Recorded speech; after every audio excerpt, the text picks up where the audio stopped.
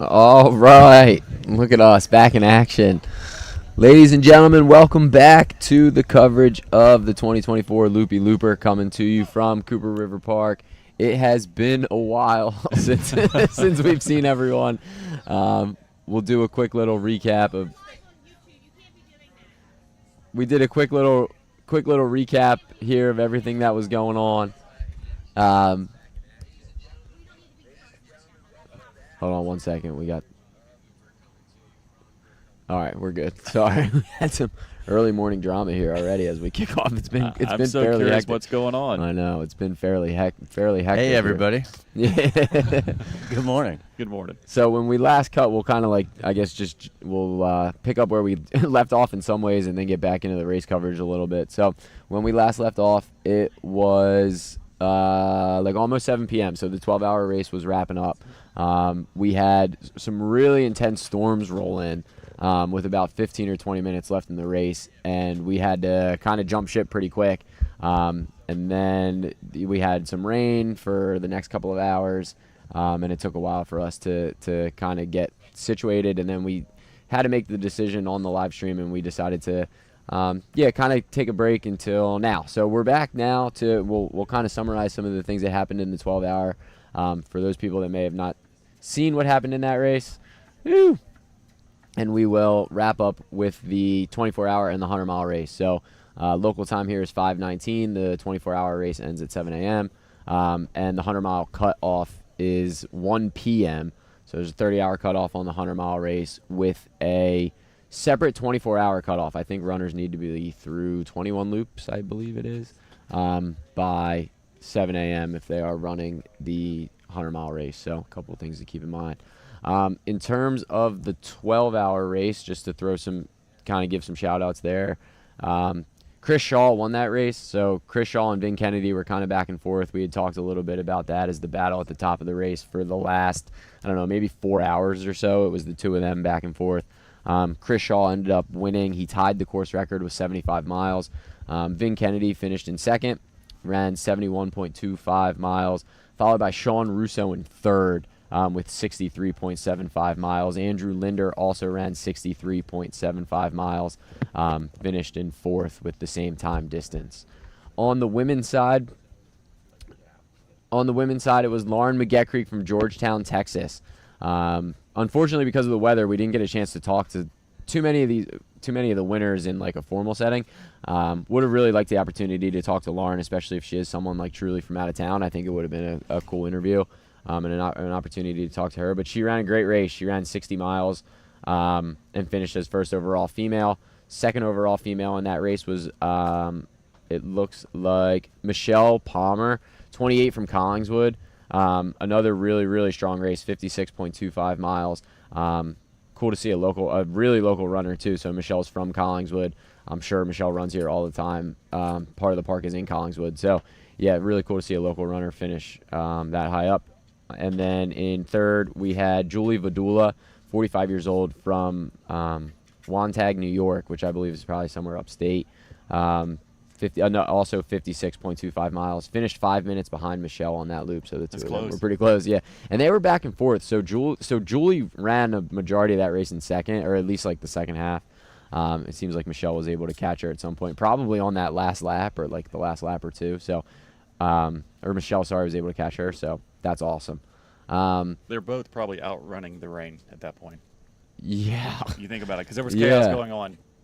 Yeah, so their finishing times are like right around, basically right around. So we saw Michelle finish. So I don't know Michelle personally. I know who she is from seeing her around, like running. I remember we saw her finish, and then I think we cut like a minute or two after that. So we were able to see her finish, which was cool. So and she was sprinting. She was running hard to finish, which is awesome. That's kind of how things shook up in the 12-hour race. Some other really good performances. I mean, there's a bunch of performances in here that I think are worth kind of shouting out. Just starting sixth overall is kind of. So we talked about everyone 1 through 5 already. Lauren was fifth overall, first female. And then after that, like Chris Dodds, 34 from Deptford, he kind of just like slowly chipped away the whole day.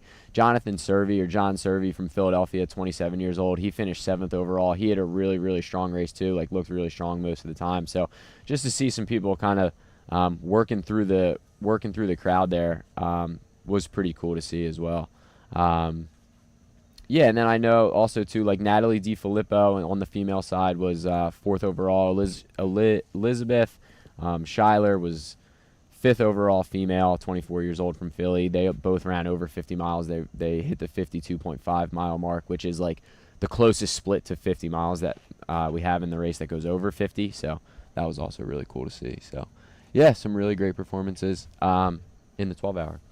And as we're talking right now, looking over, the storm really took down a lot of things, busted up some tents, and one of the big things was that the finish line arch came down or was pulled down just because of the weather. And looking over right now, they're putting it back up, which is a great sign. I think we're about to see some energy kind of pump back in here. It's been quiet overnight. It's been dark. The runners have been out here, kind of by themselves. This is what we want to see, the energy coming up, and the sun will be coming up, and I think it'll be a lot of fun to hopefully watch them get that pickup. Yeah, it's still dark here right now, right? So, like, we drove back here in the dark. It's still dark right now. I think this is the part of the race, and we can start getting into some of this stuff for the runners that are still out there. So, like I said, 24-hour runners have about an hour and a half left. With kind of the pace they're moving, some of them may have 1 loop left. It's going to be, depending on when they come in, they might be able to get 2 in. But, just like with the pace that you're running in when you're 24 hours in, with an hour and a half left, although it sounds like a lot of time, we'll see how many loops people are kind of able to check off. And we have the 100-mile runners out there still. So people that are out here for kind of the long haul, and, you want to talk about like a pretty cool sight or just like a cool experience. I was driving back here. It was like 4:15, and I was at the corner at the top of the park, and I see like 3 headlamps of people just walking, and it's like the only thing I saw on my drive back here gave me like a little chill up my spine. I was like, this is when you're out here to do something, like you're out here for a goal, and the people that are still out here are probably at a time where they like are getting close to knowing they can accomplish that goal. But you just got to keep putting in the work. And it was cool to see as I turned onto the street where the park was, just 3 headlamps kind of like in a row. And that's the part of the race that we're at now. We start getting some inspiring stories.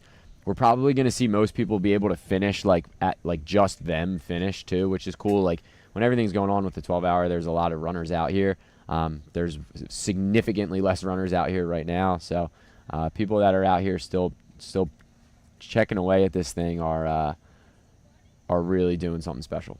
That's awesome. Yeah, you were speaking about being inspired. I think yesterday we talked about the idea that this sport's really for anybody, right? That you can, depending on, regardless of how old you are, what size you may feel that you are, if you think you can do something like this. We talked about the ages of some of the runners yesterday. So I pulled up the 12-hour results for our older runners. Nice. Yeah, and so, for 12 hours, we had some of the runners that went to for 11 hours and 17 minutes was John, I don't know how to say his last name, Ochigroso. Okay.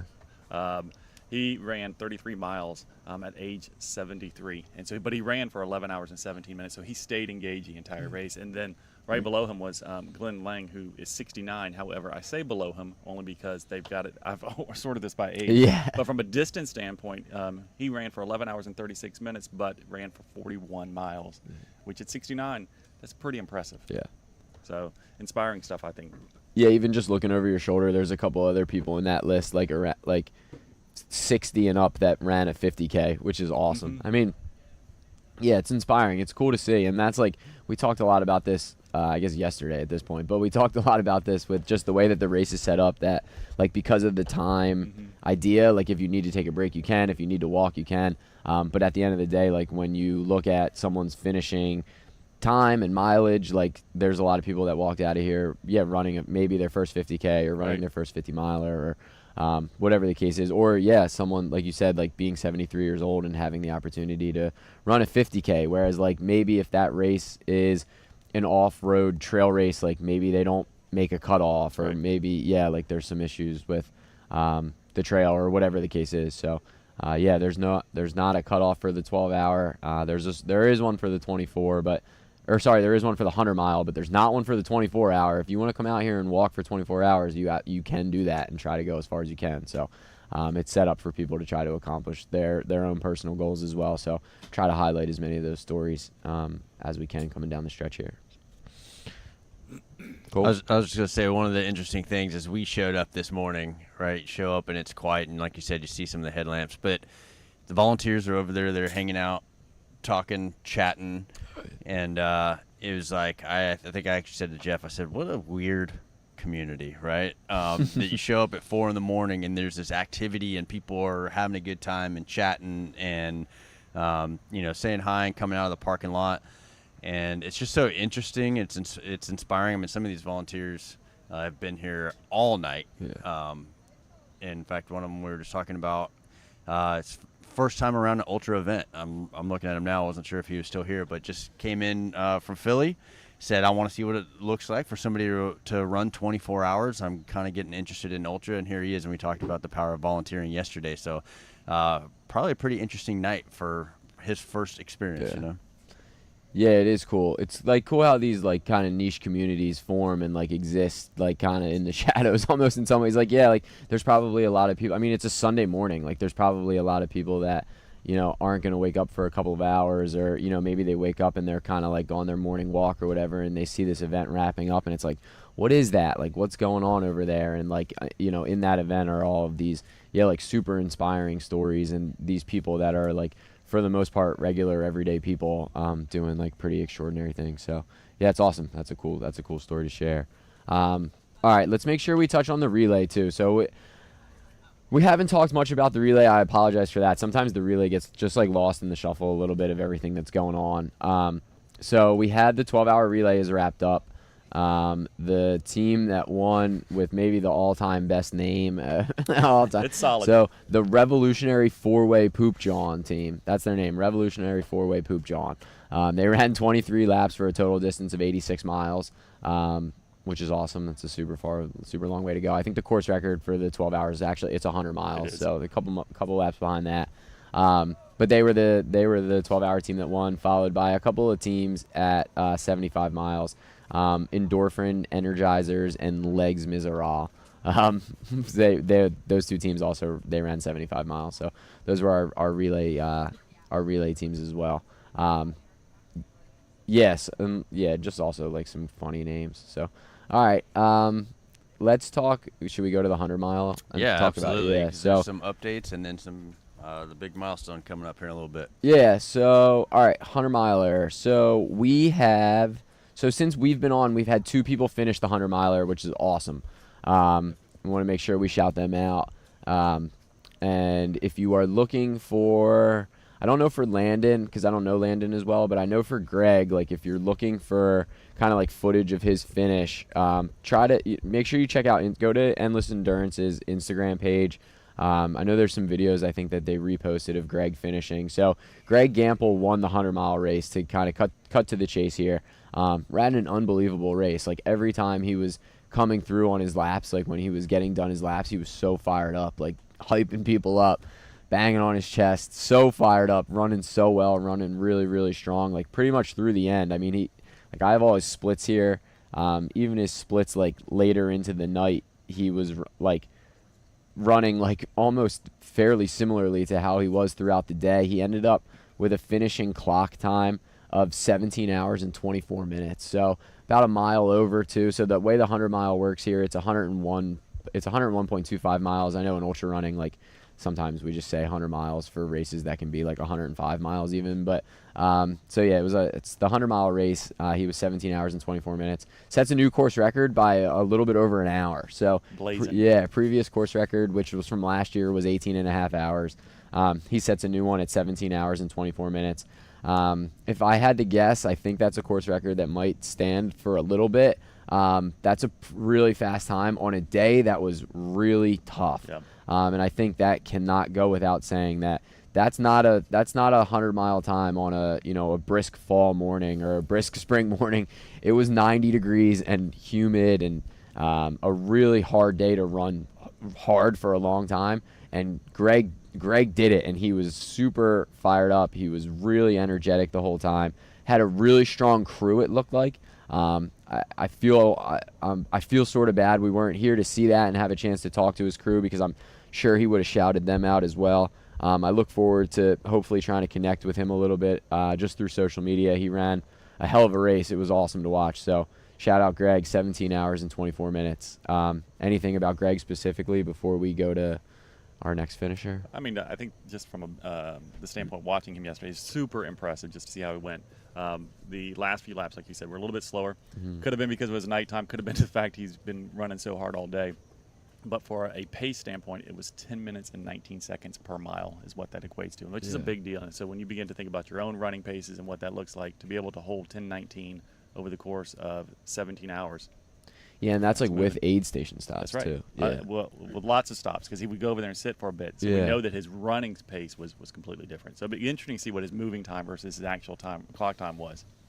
Yeah, one of the things that's really interesting that we mentioned, for most runners, you like kind of watch their battery deplete over the day. And at least for the point we were here, it's like every time he came through, it felt like he was getting stronger and stronger and stronger. And I'm being told it looks like we may actually have footage of his finish. And so if we can... Oh, cool. So here he is coming across 100 miles. I'm still moving pretty well. What a great moment for him.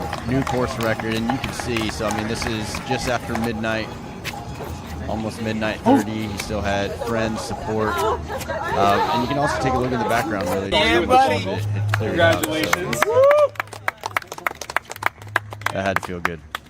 Top roll. Yeah, that's first time There you go. Oh yeah, the same. This is sweet. That's really good. Congrats, Great picture. Greg, man. Yeah, man, that's a great picture. Yeah, congrats, Greg.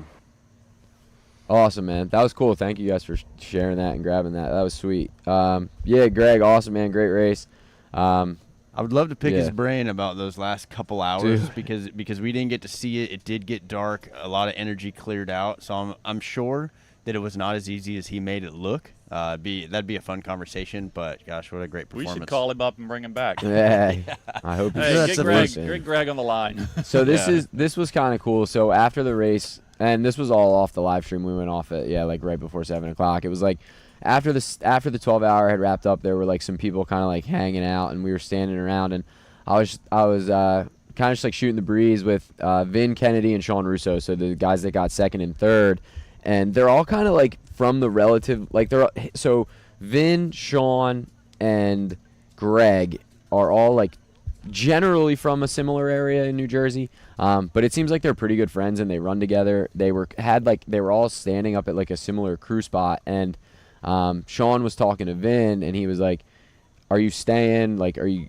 staying for Greg?" And Vin's like, "I'm gonna run out and get something to eat, and I'm gonna come right back." So the second and third place finisher in the 12-hour race and the guy that won the 24-hour race, they're all really good friends. They all train together, it seems like, and run together and support each other. So whatever they're doing up there in Central Jersey, someone needs to probably go film a little documentary about how those guys are training, because they're running really well, and they came into this race really, really strong. I think we were even – so Sean was another one. I forgot this from the 12-hour. This was his first ultra. So the first ultra he's ever run, he ran basically 64 miles in 12 hours. So – Yeah, which They're some putting in the insight work. into that, Yeah. you know. So he says first ultra, and I kind of joked yesterday that there's just a bunch of guys out here that you can tell hit the weights. All three of those guys. So you know what I would call a hybrid athlete, right? So they're not just runners; they're clearly strong runners. But one of the things that Sean said is, yeah, this is my first ultra. He said, however, usually we run like a 30-mile run on a Saturday. Yeah. That's our long run. So it's not his first ultra distance. He's clearly got the training, got the experience, but maybe the first ultra event, but it's not like he rolled out of bed and said, "Let's see what I can do." Right. So he's been putting the work in, and it came out. But what a cool first event for him to experience. Yeah. So go ahead. Did you have something? No. Okay. I was looking at something else.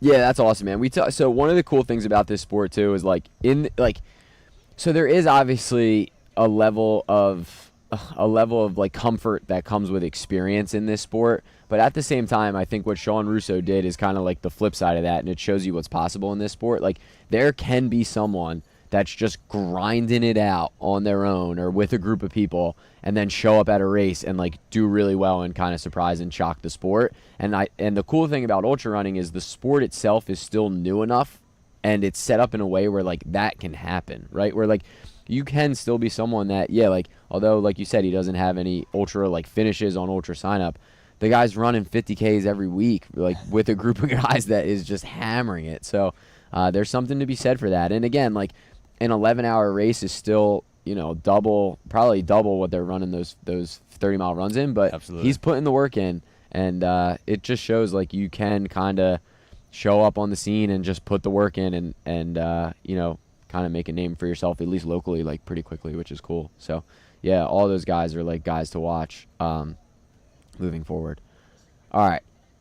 Our second place finisher, we jumped to our second place guy. Yeah. All right, cool. So Landon Legrand. Landon Legrand finished second overall in the 100-miler. He's the only other 100-miler that has finished so far. We have people out there on their last loop. But Landon, 23 years old from Hoboken, New Jersey. One of the things that I want to make sure I say off the top is at some point yesterday during our stream, we had seen Landon come in. He was struggling a little bit. He was having a little bit of a difficult time. We knew how old he was. We knew that this was potentially his first 100-mile run. So we had, you know, made some commentary and we were talking about the idea like maybe this is it. Like maybe he's struggling and he's not going to get through this thing, or maybe he's learning some tough lessons here.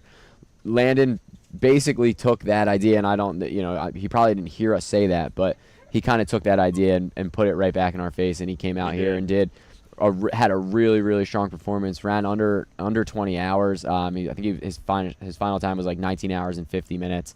At 23 years old, just put his nose in it and absolutely went to work, and more credit and power to him. That's awesome to see him do that. So Yeah, I had a good conversation with him yesterday. We were done with the broadcast, but he was going out for another loop, and he was struggling, like definitely struggling a lot, and gave him a little bit of encouragement, and it looked like everybody, every time he'd come through, was trying to encourage him just to keep going. And what I loved about him is he wanted to quit. yeah, Like you could see he wanted to be done, but he kept moving. And to be that young and to be that dedicated and that strong-minded, really, to keep going, super impressive. And yeah, kudos to Landon. I mean, super proud to see him do it. He just wanted to do sub 24 is what he told me. yeah. And he was so upset because he didn't think he was going to be able to do it. And he comes in at 19. I know. He crushes it. Yeah, I actually remember when you said that yesterday to me too. I just want to do sub 24. I'm like, man, you're killing it. And just like, I don't know. And that just speaks to, we were talking yesterday about sometimes the experience and how some of the younger runners maybe haven't had to go through that. So you could just tell, I mean, he crushed by almost 5 hours his goal, but there was a point in the race where he just mentally couldn't wrap his head around, based off the way he was feeling at that moment, to continue to move forward. He did, and he had the support, and he kept pushing, but it just goes to show that, like, you looking at the numbers doesn't mean he had an easy day. Yeah. Like, we watched him go through the struggles, but he persevered. But I think So I think we're gonna bring on. Give us just 2 minutes to reset everything. We're going to stay on the stream, Yeah. But we're going to move some chairs around. You coming on? Yeah. Yes, she is. All right, cool. So we're gonna bring on right now. We're gonna shift here a little bit. We're gonna bring on Erica Bash. So although the 24-hour race is still going on, you got your first place trophy there. Can we say it? Can we say that you won this thing? All right, cool. So although the 24-hour race is still going on, we have Erica Bash, who is going to be, when this concludes, our women's 24-hour winner. So just kind of the running math, the way that it works, Erica has run more and will run more laps than any other woman in the race. Erica, as the race sits, is currently 4th overall. Well, I don't know if that'll change. I don't know if you really care much if that changes. But, yeah, so currently sits 4th overall, first female. So Erica is joining us, 33 years old, from Sewell, New Jersey. Erica, first Congrats. of all, welcome. Yeah, welcome. Thank you. Congrats. Yeah, thank you. The simple, not so simple question. How do you feel? Good. A little tired. Happy. I think it was a very hot day. Would have liked to run a little bit more, but you know, my feet had some other plans. So, yeah, very happy. Yeah. Go ahead. I was just saying, so with the heat, because we talked a lot yesterday about all the different issues and challenges that can really originate from the heat. So what did you find, aside from just like, oh my gosh, this is hot? sounds like the feet. I'm guessing that would, and I can see a nice big blister as I look down here. Yeah, what was the biggest challenges you had to overcome? And then when that got hard, like, what did you tell yourself? How did you keep moving forward? So something that I needed to remind myself of is to stay cool, so my stomach I could eat food and I would stay hungry and kind of all that stuff. I think really just reminding myself that it wasn't going to last forever too. Like I love the night running, especially with this race. So I mean, really just get through the day. I think that's what I tell myself at Loopy Looper is just get through the heat, get through the worst part, be somewhere where you're happy and you're in one piece, and that's really, I think, kind of what I tell myself. That's awesome. So what were your Just big? real quick. Yeah. So it looks like we have the third place. So male Steve's finisher. about to finish, and I know Erica won't be upset about us cutting to this for a second because we all know Steve. Yeah, so Steve's about to finish, and then we'll get See him back on to the this screen interview there, with too. Erica. That's So awesome. that's- Congrats to Steve. 100 miles accomplished. Looks like it's 21:43. Yeah. If my math is going to play right here. Yep. And there's the 21:43. ultra running guys No. pose right there. That's why we chose it as a logo. 22:43. Uh, Like I said, my math. it? Yeah. oh yeah, you're right. 22:43. So there's Steve wrapping it up. I know he had a really tough day out there. He ran an 85-mile FKT like 2 weeks ago, which I had forgotten about. He mentioned it to me when we were talking. There's him and his partner. That's awesome, man. Good Yeah, for she's good been for with him him. all She's been here all day. day. So Steve ran a tough one. I know he had a little bit of a suffer fest out there. So good for him. Yeah, maybe we'll grab him some time too if we get a chance. Yeah. Awesome. All All right. right, Eric, back to you. So, Yeah. This is one of the questions I was going to ask because you mentioned. So we actually talked about that too, right? That digestion goes away when you overheat, so that can be really problematic. What were your specific strategies for trying to stay cool on such a hot day? Ice bandana, and I did the sleeves kind of stuffed with ice, and that kind of gave me like a second, maybe a third or fourth wind. I don't know. It really it made such a huge difference. I think that's in the middle of the day. I was able to kind of use that to kind of like turn it up a little bit for a few laps, which gave me kind of that mental boost, which was really nice. But yeah, those two things I think were really it, and yeah, helped Fantastic. I saw you come by here a couple of times with those ice bandanas. You had like more ice on, I think, than most people that we saw, which was cool. So I got a question for you. So thinking about this race, kind of like, so I know you have like some experience with this race, right? Like you're the current course record holder for the females for the 24-hour. Like how much of your previous experience at this race, like how much did that experience like help you here today? Like kind of knowing what you're walking into, like knowing how to deal with the heat and how to deal with the elements. Like how much do you use those previous experiences? Oh, I think a ton. I mean, the first year that I did it, I got those Yeah. really like terrible leg cramps, and I think it came down to really just like simple things too, of running in the sun and walking in the shade, kind of those simple things where you look around and not everybody's really doing that, but I think they make a huge difference. Yeah, so I think kind of being on my third year here, Yeah. it helped a ton. Can you say that again? So you run in the sun and walk in the shade? I think a lot of people would try to flip that equation. They would think it'd be easier to run in the shade, or better to run in the shade because they're kind of staying cooler that way, and then walking in the sun. So why do you choose to go that route? Less time in the sun. That makes a lot of sense.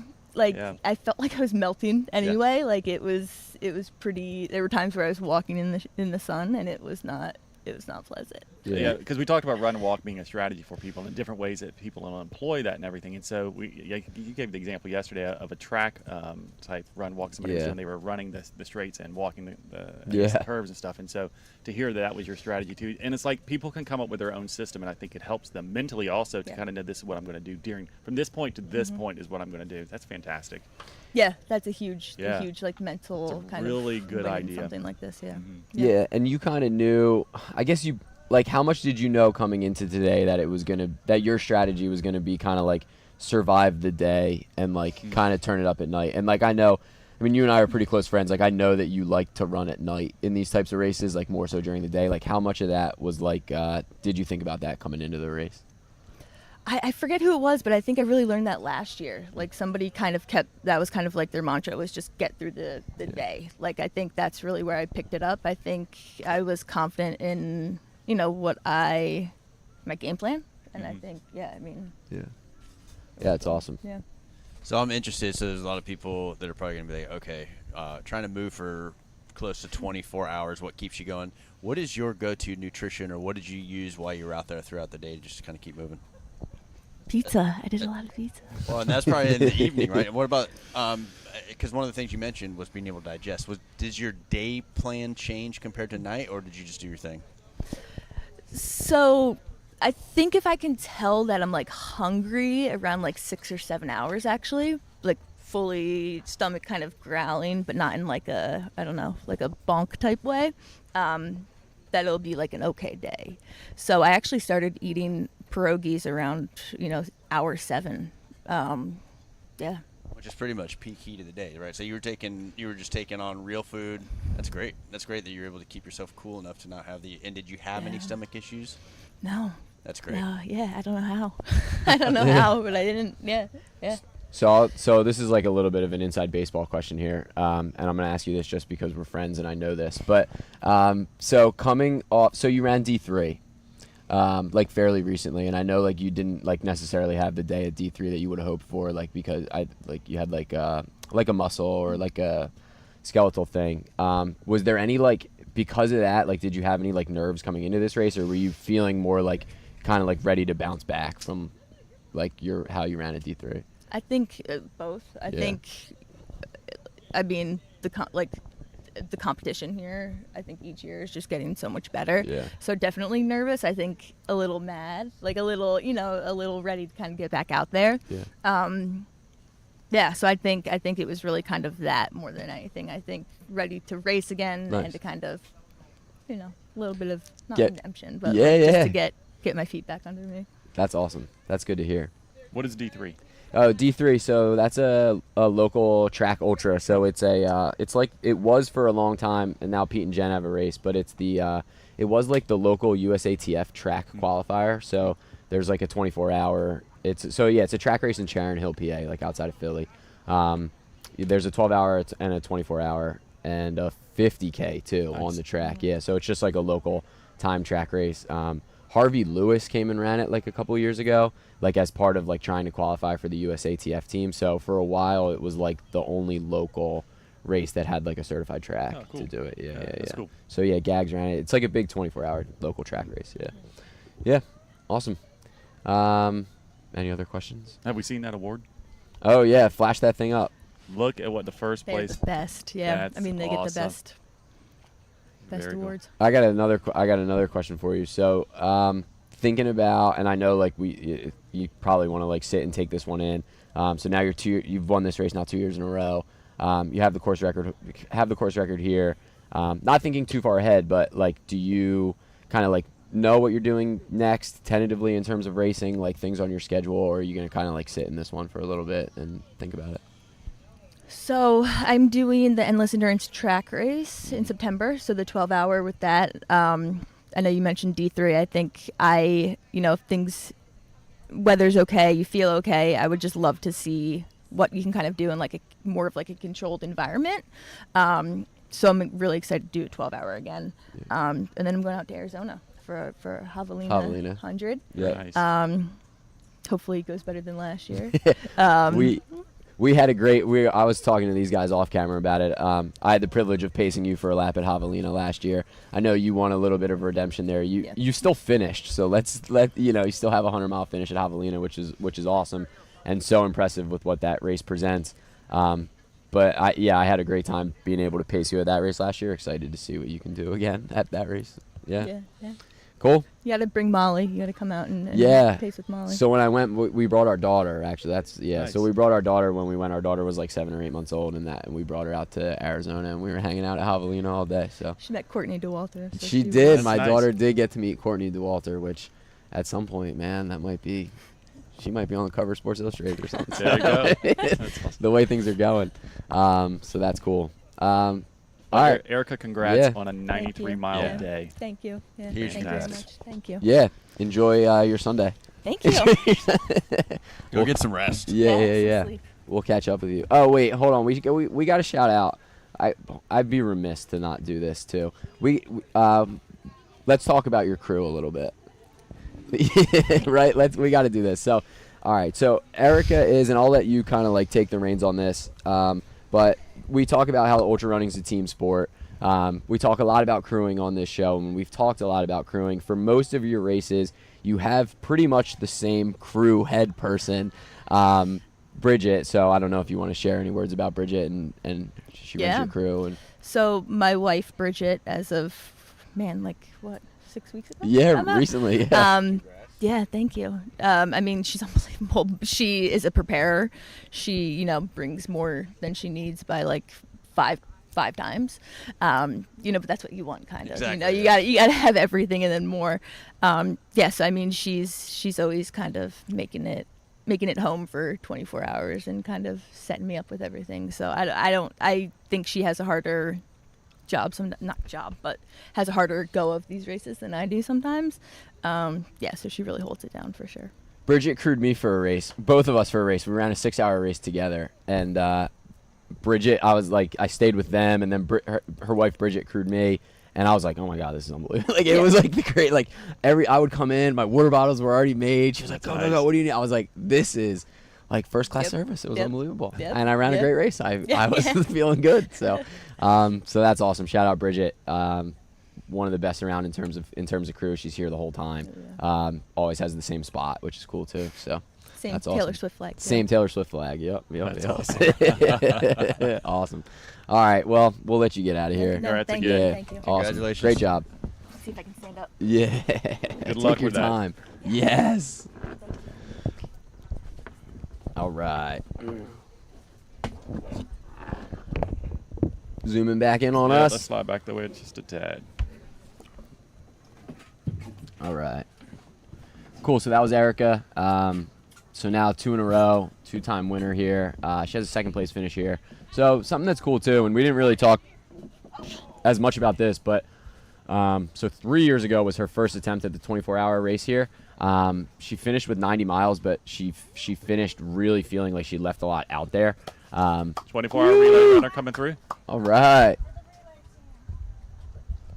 So yeah, I know when she first started trying to run the 100-mile distance, her first attempt was here at the 24-hour race 3 years ago, and she just felt like she left a lot out there, and she had she mentioned it briefly. She said she was cramping really bad and just had a really tough experience. And to see the way that she's rebounded in the 100-mile distance or 24-hour time difference is really impressive.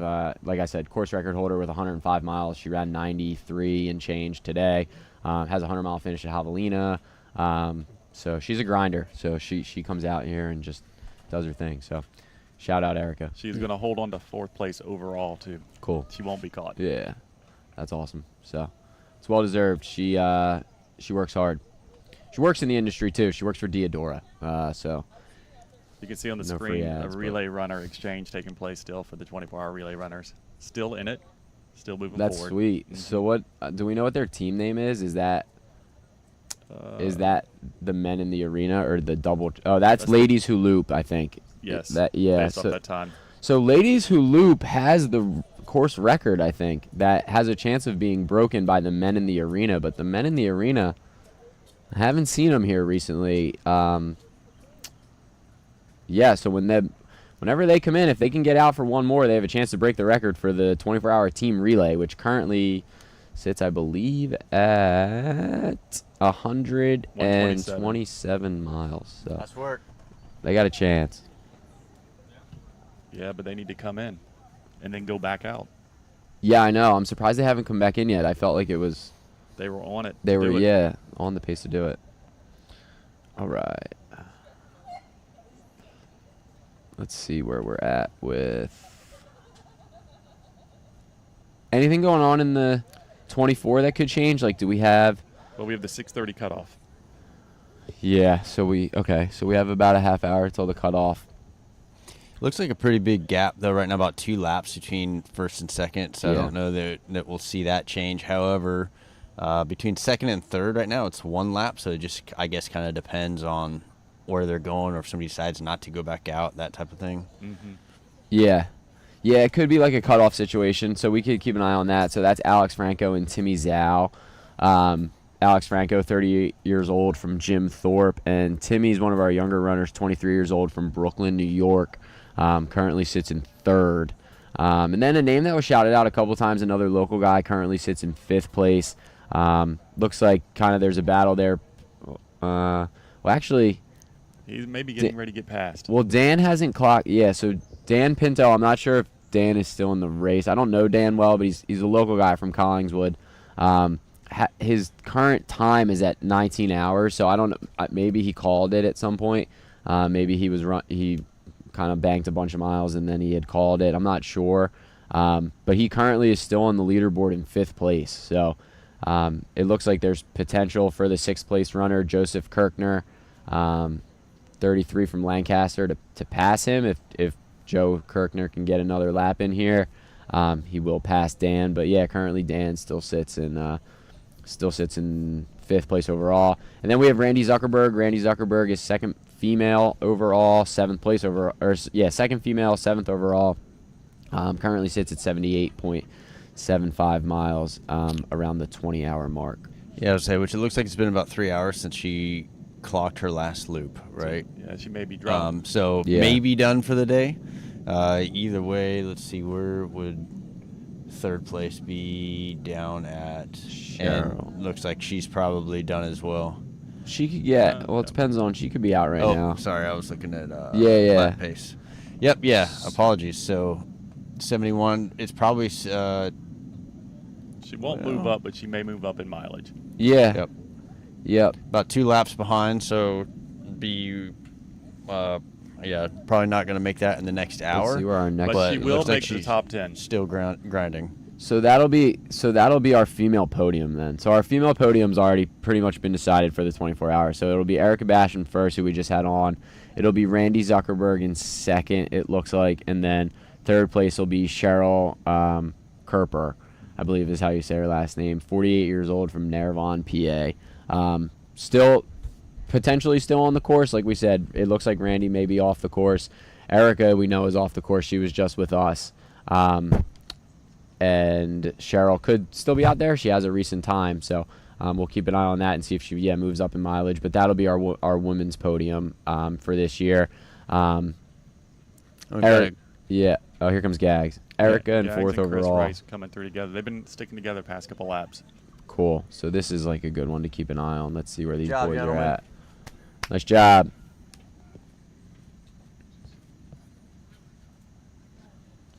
Talking to each other, gave us a quick little wave, but you can tell they're focused on what they're doing, moving towards the aid station. That's nice to see a couple local legends come through together. They got 1 lap to go after this. Oh, really? Yeah, they'll get Oh, they cool. have 2 laps left, and so once they get to the finish line, they'll have 1 lap to go. All right, awesome. So they're grinding. I mean, they're going to Yep. be like, probably like a little over the. So they got. Well, if they decide to run it hard, they can be under sub 24. So once they go through. Oh, so they have 1 lap left. Yeah. Okay. Once Yeah, come once through. they clock. They just haven't clocked it yet. They're over the Yeah, aid station. yeah. So they're going to be like pushing to probably go under 24 hours in the 100-mile. That's great. Yeah. Yep, and you can tell they're planning to stick together because And they're Gags also was waiting planning- on yep. Chris. I Yep. think they're planning on doing sub 24 too because they're There's- moving right on out again. There's probably going to be a hug here, an exchange. So, again, this is another little inside baseball. Gags coaches Erica Bash. So, there's a lot of we were talking about this earlier. I know you coached some of the runners that. Did you coach anyone that was in this race? I Or did. just okay. I did. Yeah, he looked like he dropped over the night. Yeah. So, yeah, I mean, there's a lot of that in our sport where we have, people have coaches of people that are also running the same races and involved in the same races. So, Gags coaches a couple of people. One of the people he coaches is Erica, and I know it's a pretty good pairing. They run the same races. Like when we were at D3, the track race we were talking about, Gags also ran that, and like they all had the same crew spot. I was there crewing at that race for a little while, so they got a pretty good connection and a pretty good bond too. So And You just Go ahead. Sorry, just real quick on that. One thing to note is that a lot of people are like, well, do you have to have a coach for doing something like that? Yeah. You really do not. I mean, so people have a coach like me or like Gags coaches, Erica, like you mentioned, only because sometimes runners want to have a little bit more structure to their training plans. They don't have to think about what they have to do.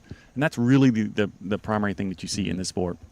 But you do not have to have a coach, and I'm saying that as a coach, right? But you really don't have to. And I would encourage people just to find a plan online if you'd like to. If you want to get into the sport and try it out, that's probably the best way of doing it. Or get into a run club, a run community of other runners that are doing the same thing that you're interested in. and you'll learn a lot from them. And I think there's a lot of ways you can get involved without having to feel like, do I have to have a coach in order to do 93 miles like Erica? The answer to that is no. Yeah. You really do not. So, Well, that said, and from somebody who currently does not have a coach, right? This is Alex coming in. Oh, is it? I'm sorry to interrupt you. Yeah, that's all right. Go ahead. The way I look at that is, so I taught myself to play guitar, and I got pretty decent, and then I finally took lessons, and it was like I learned more in 3 months than I had on my own because he could give me the right way to do it, the shortcuts, the right practice, and that's the way I look at it at potentially a coach, right? If you're working with the right coaches, yes, you can do it all on your own, but if you want to help speed up the process, if you want that feedback, if you want somebody who can tweak those things for you, there's an absolute benefit to it. Sure. I would think even more than just the structure. But to your point, I mean, I did it. Running was the same way. We did it for a long time without coaches, and then decided, hey, let's do it. And I did have a coach for quite a while. I'm just not structured at the yeah, I moment. mean, Yeah. there's a lot of other things that a coach will bring. They'll bring other tricks and tips and things. We talked about a lot of that yesterday, and things you may not have thought about how you can train to be more heat adapted and how you can know to put your ice in a Ziploc bag. Like there are different things that when you talk to somebody who has a lot more experience in the sport, yes, that does help as well. So, Yeah, sometimes it's nice to just like this is so I don't have a coach, but if I were to, I could see myself wanting a coach to have someone kind of like hold up a mirror to myself, Yeah. so to speak. Mhm. Like that's It where helps. I would want it. Like I think in terms of training, like I don't like, and I'm just talking about myself Sure. personally. Like I feel pretty comfortable Mhm. like putting together a plan. Like I was a high school coach for a while. there you like go. I understand like kind of like those structures, but I would want maybe more so someone to like hold up a mirror from time to time and be like let's talk about your pacing, or let's talk about like how you like maybe felt about this type of run or whatever the case is. So maybe mine would almost maybe be more of like a mental strategist kind of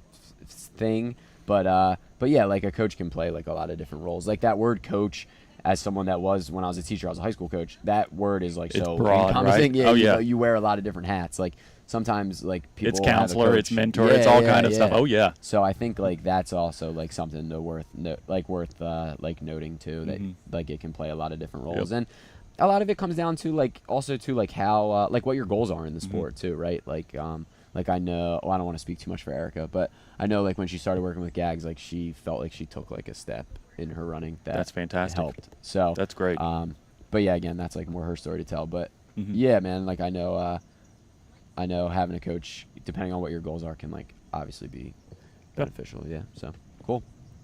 That is cool. Yeah, we didn't really talk much about that. It is interesting. There's definitely been, so as a coach, let me ask you this: as a coach, have you like seen or noticed? We got a great shot here of a runner coming across. I love that pose. Oh, I wish I could see his bib. Is that? It's a 24-hour one. Yeah. He doesn't want to go out for one more. He's turning back around. He's coming back in. That's awesome. He had a chance. He could have gone another loop, but he is going to be done for the day. That's great. I wonder if that's Gary Ferguson. We could probably see who just So finished. the Gary lap. Ferguson, I don't know. I don't know if it is. So Gary Ferguson is 69 years old from Sugar Run, Pennsylvania, and has currently run 67.5 miles, and is in 13th place overall. And I don't know if that's Gary. That's probably Gary. Yeah. There would probably be 69. a 23:05-ish. Yeah. That's what let's it is. refresh. Is it? Yeah, Gary's That's Gary. 23:04. So Holy moly. 69 years old, 71 miles. Let's eliminate our excuses now. Right. That's awesome.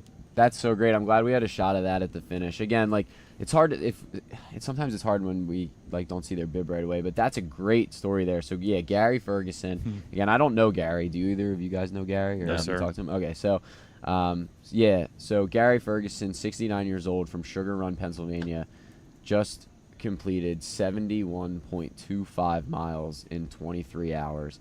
Yeah, if you think you have an excuse, it's time to stop making them. He's almost 70 years old. I don't want to age him, but almost 70 years old. Just ran farther than his age. No, I mean, just for perspective, I just pulled him up on Ultra Sign Up. So on October of 2023, he ran 108 miles in a 48-hour event. Oh, at So it's Hayesport. Yeah, 48 that's a hours, local but one. still Yeah. 108 miles at 68 at the time. That's awesome. hmm That's great, man. That's really, really great. He to also see. did the Vol State 500K that summer in 8 days. Oh my god. 500K. He did Vol State last year. Yep, last year. Are you So guys like familiar with that race? That's like we are. It's a yeah, 500K. yeah. Isn't it like totally on like there's no real route? I could be wrong. I thought it was like a lot of like you're kind of just running on your own through. Well, you're definitely cities running and on your stuff. own, Yeah. across Tennessee. We actually had one of our former guests. He almost set the course record this year. Oh, no Chris way. Varnado. He was off by, I think, minutes. Oh my gosh. Yeah. Could you imagine? On a hot day. And we had Hot days. Hot week. It was like 3 days Yeah. to do it. 3 days to run that. Go ahead. and we had Laz on and talked about some of his different Oh races. no way. That's cool. Yeah, and obviously he thrives on the unknown, Yeah, right? yeah, yeah. Like that's the basis of a lot of his races. And what's the race where he just drops people off? That's Isn't that Ball State? No. Oh, I thought it was. Southern something. It's I cannot remember the Yeah, name like of the thing. start line always changes. You just get in a bus and then. Yeah. Yeah. Yeah. I thought that was Ball That's State. in All right. Georgia. Yeah. Okay. But I do think it's a similar type distance, right? 300-ish miles. They drop you off, and you just have to make your way back. No support. Just a fascinating individual. That is cool. But yeah, Ball State, no joke. Like you said, 500K, and just what people can do is amazing. And so it sounds like the finisher that we just watched here, Gary, that just 24 hours did that within the last year, right? Yeah. So 300 plus miles. He's Done got some a pretty few. cool stuff. Yeah, he's got a 3 days at the fair. It's a 144-hour Yeah. one. He did 275 miles there. Right. He's got another 3-day one. Legend. Gary's 2021, a 340. legend. Okay, so Gary's the a man hidden has put in legend. a Yeah.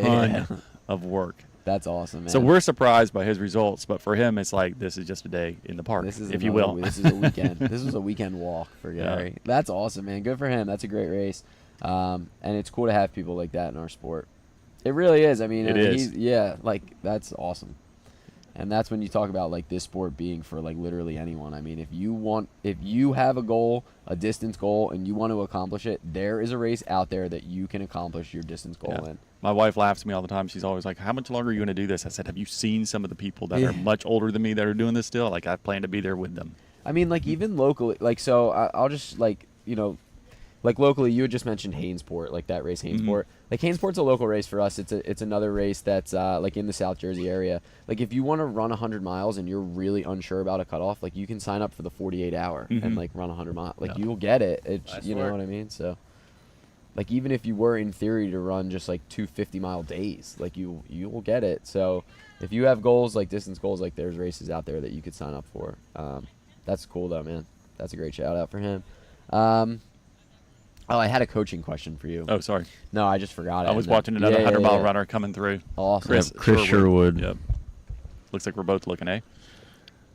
About to finish he might be done, lap right? 20. He's about to finish lap 23. So still has a little bit ahead of him. In the 100-mile, you said? He's in the 100-mile. All right. Yep. He's in 14th place. Bib 175. Yeah, it's cool. Now as people come in, they're really coming in like a lot of times on their own. We can like try to actually grab a bib number and see who it is. Yep. Have you noticed, so this is just like my own personal like reflection on the sport of ultra running right now. I'm interested like as a coach if you've noticed something similar. Do you think there's been like an influx of people like taking on coaching, or has it been like relatively like kind of stable where like the people that are going to have coaches are always going to have coaches, or do you think there's been like more people getting coaches? There's a lot more coaches in the business as well. if I you will, agree with that, right? too. And so I think what's happening is people hear that coaches exist, right? And they think, first of all, running an ultra in the first place is such an odd idea. And so the overwhelming side of it, and so you see a lot of people go to a coach after maybe their first failed attempt, or they run a 50K or a 50 mile, and they're like, I want to go to a 100 miler. I've run a 50 mile. I want to go to a 100 mile race. I've run 50 miles. I just don't know if I can make it twice that distance because I thought I was going to die, right? And so you'll see that they're not sure how to get to that next step. And so a lot of people will look for that place. And a lot of people who move towards coaches also are looking for a coach event driven. Right? They're not Right. looking for it for a long term. They're thinking, okay, I've got a race in the fall I want to do, and I'd like to have a coach to get me there. And so on that note, because it's an event-driven type mentality to get a coach, what you'll find as coaches do, we would like to have some lead up. So I will go ahead and say it this way. If you reach out to me for me to coach you and you don't have a base mileage, I'm going to tell you your race needs to be probably 9 to 12 months away. And That's they're like, what? That's so far. I've just signed up for a race that's in 2 months. I just need something to get me ready. Don't Yeah. you? And I mean, Like So people we'll get that it. are like not running. Oh, yeah, Or they'll- like running like minimal. Yeah. Minimal running, they're maybe running 15, 20 miles a week, and they're like, I'd really like to do a 100-mile race. It's going to be in 3 months. Do you think I can do it? Yeah. Like, well, I can tell you it's going to be real hard, and I probably can't get you to what you want to do. Before that, I may not be the right coach for you. Makes sense. And I say that because I don't want to set somebody up for failure. No, you got to either. be honest. Right. Yeah. And so if you're looking for a coach, we'd love it if you could give us a 6-month ramp minimum with some base mileage already in play. Yeah, it's because you're going to want to arc. But again, it's an event-driven type mindset. Now, if you're a good coach, a lot of times after that event, they will have already connected to you, and they're like, well, I really like the sport, and if they're successful, they may want to stay in it, and they'll start signing up for their next event. And so really it's a cycle of events, if it makes sense. Yeah. Now, I've been with my coach for about 4 years now. I also have events constantly, it feels like, but he's also used to that. But even if I didn't have an event, I would stick with him just because of just the relationship we've built over time. Cool. Yeah, he's been great. Yeah, see, that's what I would like want is the relationship. So that's cool. And that's hard, Yeah. because, again, if you're event-driven mindset to go into getting the coach, then you're like, that connection part is more event-driven versus relational. I'm trying to get somebody to help me over the long haul here. Yeah. And relational also takes like a little bit more time does. in the sense that like you might like not get it right the first time. You know That's what I right. mean? And that's also interesting. Well, it's online. Most of it's online, Mhm. right? Unless you can get somebody in person, it's an online relationship that you're trying to build enough trust with somebody who's plugging in plans for you and connecting as well. So, Yeah. Yeah, it's interesting. Yeah, I think a lot about that. I'm surprised it didn't come up until now. I do think a lot about like just like coaching and like the role it plays in ultra running and like yeah, I don't know, because it is like from a performance standpoint like a individual sport in the sense that like you're the only one running for yourself.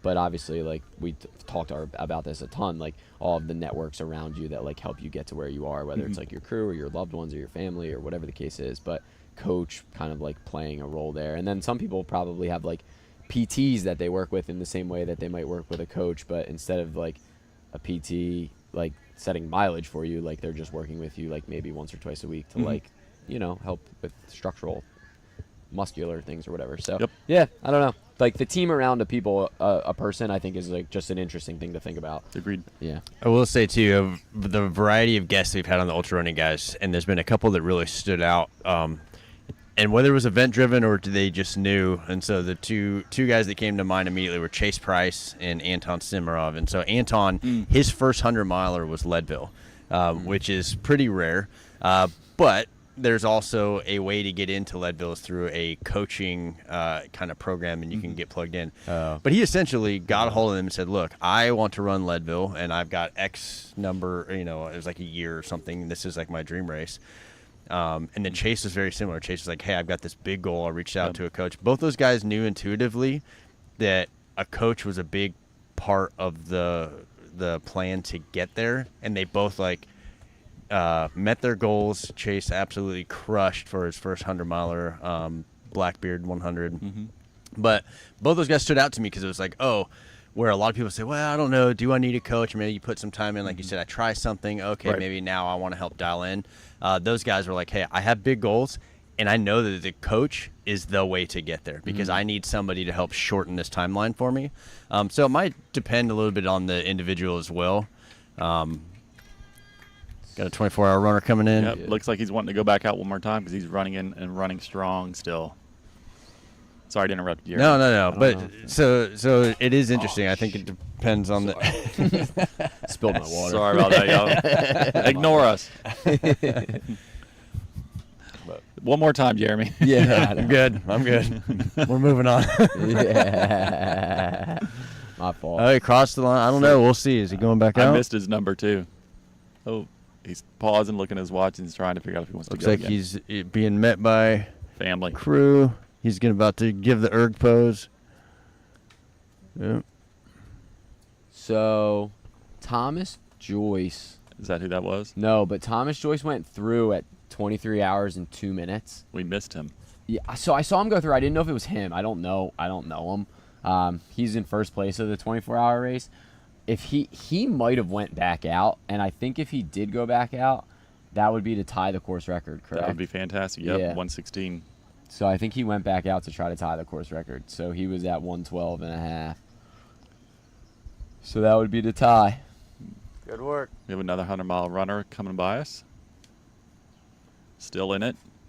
Got some tape around the knees. He's looked like he's been putting in a lot of work this evening.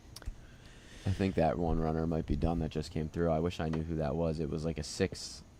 They're all sixes. Just look Yeah. for the 23:17 update. Yeah, that's a good point. Let's see. Because that runner was running pretty good. 23:16:07. Let's Yep, go looks with like Leo. Leo Bazua, 36 from Vienna, Virginia. It might have been Leo. Looks like he's walking down there now, so I don't know if I mean, he could go back out. It looks like he's walking with his partner down there. 67.5 miles. Yeah, he had a couple naps in the evening time based off his splits. Yeah, I think which is that what had some to be runners will Leo. do. Yep. Yeah, so he's got looks like he has a couple laps there. He spent 2.5 hours and Yeah. 3.5 hours. And so he probably jumped into his car, took a nap, and decided that he wasn't going to be done with the race, didn't want to quit or anything, but he wanted to kind of keep putting miles in for the entire 24 hours and took a break, which is what a lot of runners do Yeah. in this type of event. When you don't have a distance goal, you have a time goal. That's kind of how he does it. So This will be an interesting one here. Like, just looking at the 24-hour, like, Timmy Zhao in third place. When Timmy Zhao finishes, like, he'll eclipse the 100-mile mark. I'm sure that's, like, something that he's looking at and really striving for and thinking about. Here we go. We got another runner coming through. runner number 624. 624.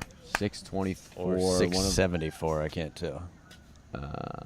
674. I think it was Probably 674. 674. Cheryl Kerper, from 48 years old from So that's Narbonne. our third place lady. Yeah, Currently that'll third be place. she'll be our third place female. Looks like he's going to finish around, what is that, 75 miles? Yeah, it That'll be depends the on if she 75 tries mile to go mark. back out. I mean, she's Yeah. got 40 minutes. She's moving through the finish line right now.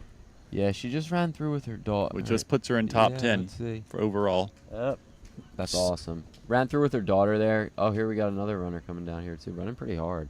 Wonder if this is a relay runner. That's because we've got that 30-minute cutoff for some That is reason. true. And we keep thinking they're going to keep going through, but they're not wanting to. Nice work. job. I think 160. 168 maybe? that's a 100-mile runner. That's a 100-mile That is a runner 100-mile runner.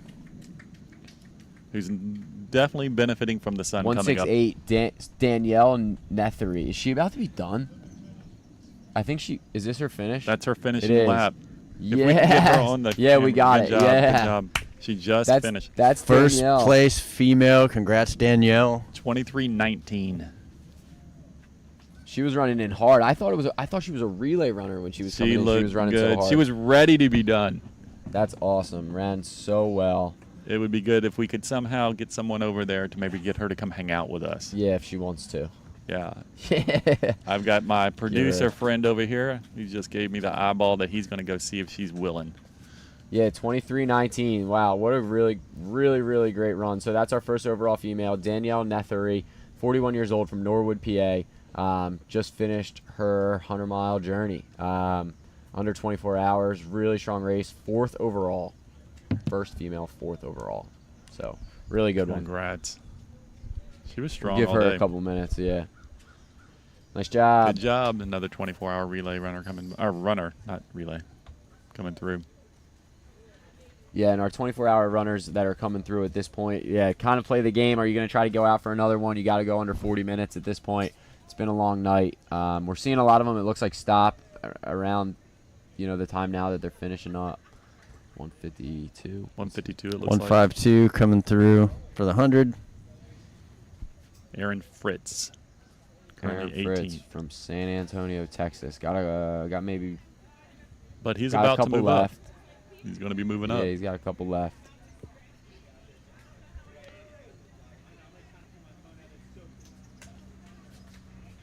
All right.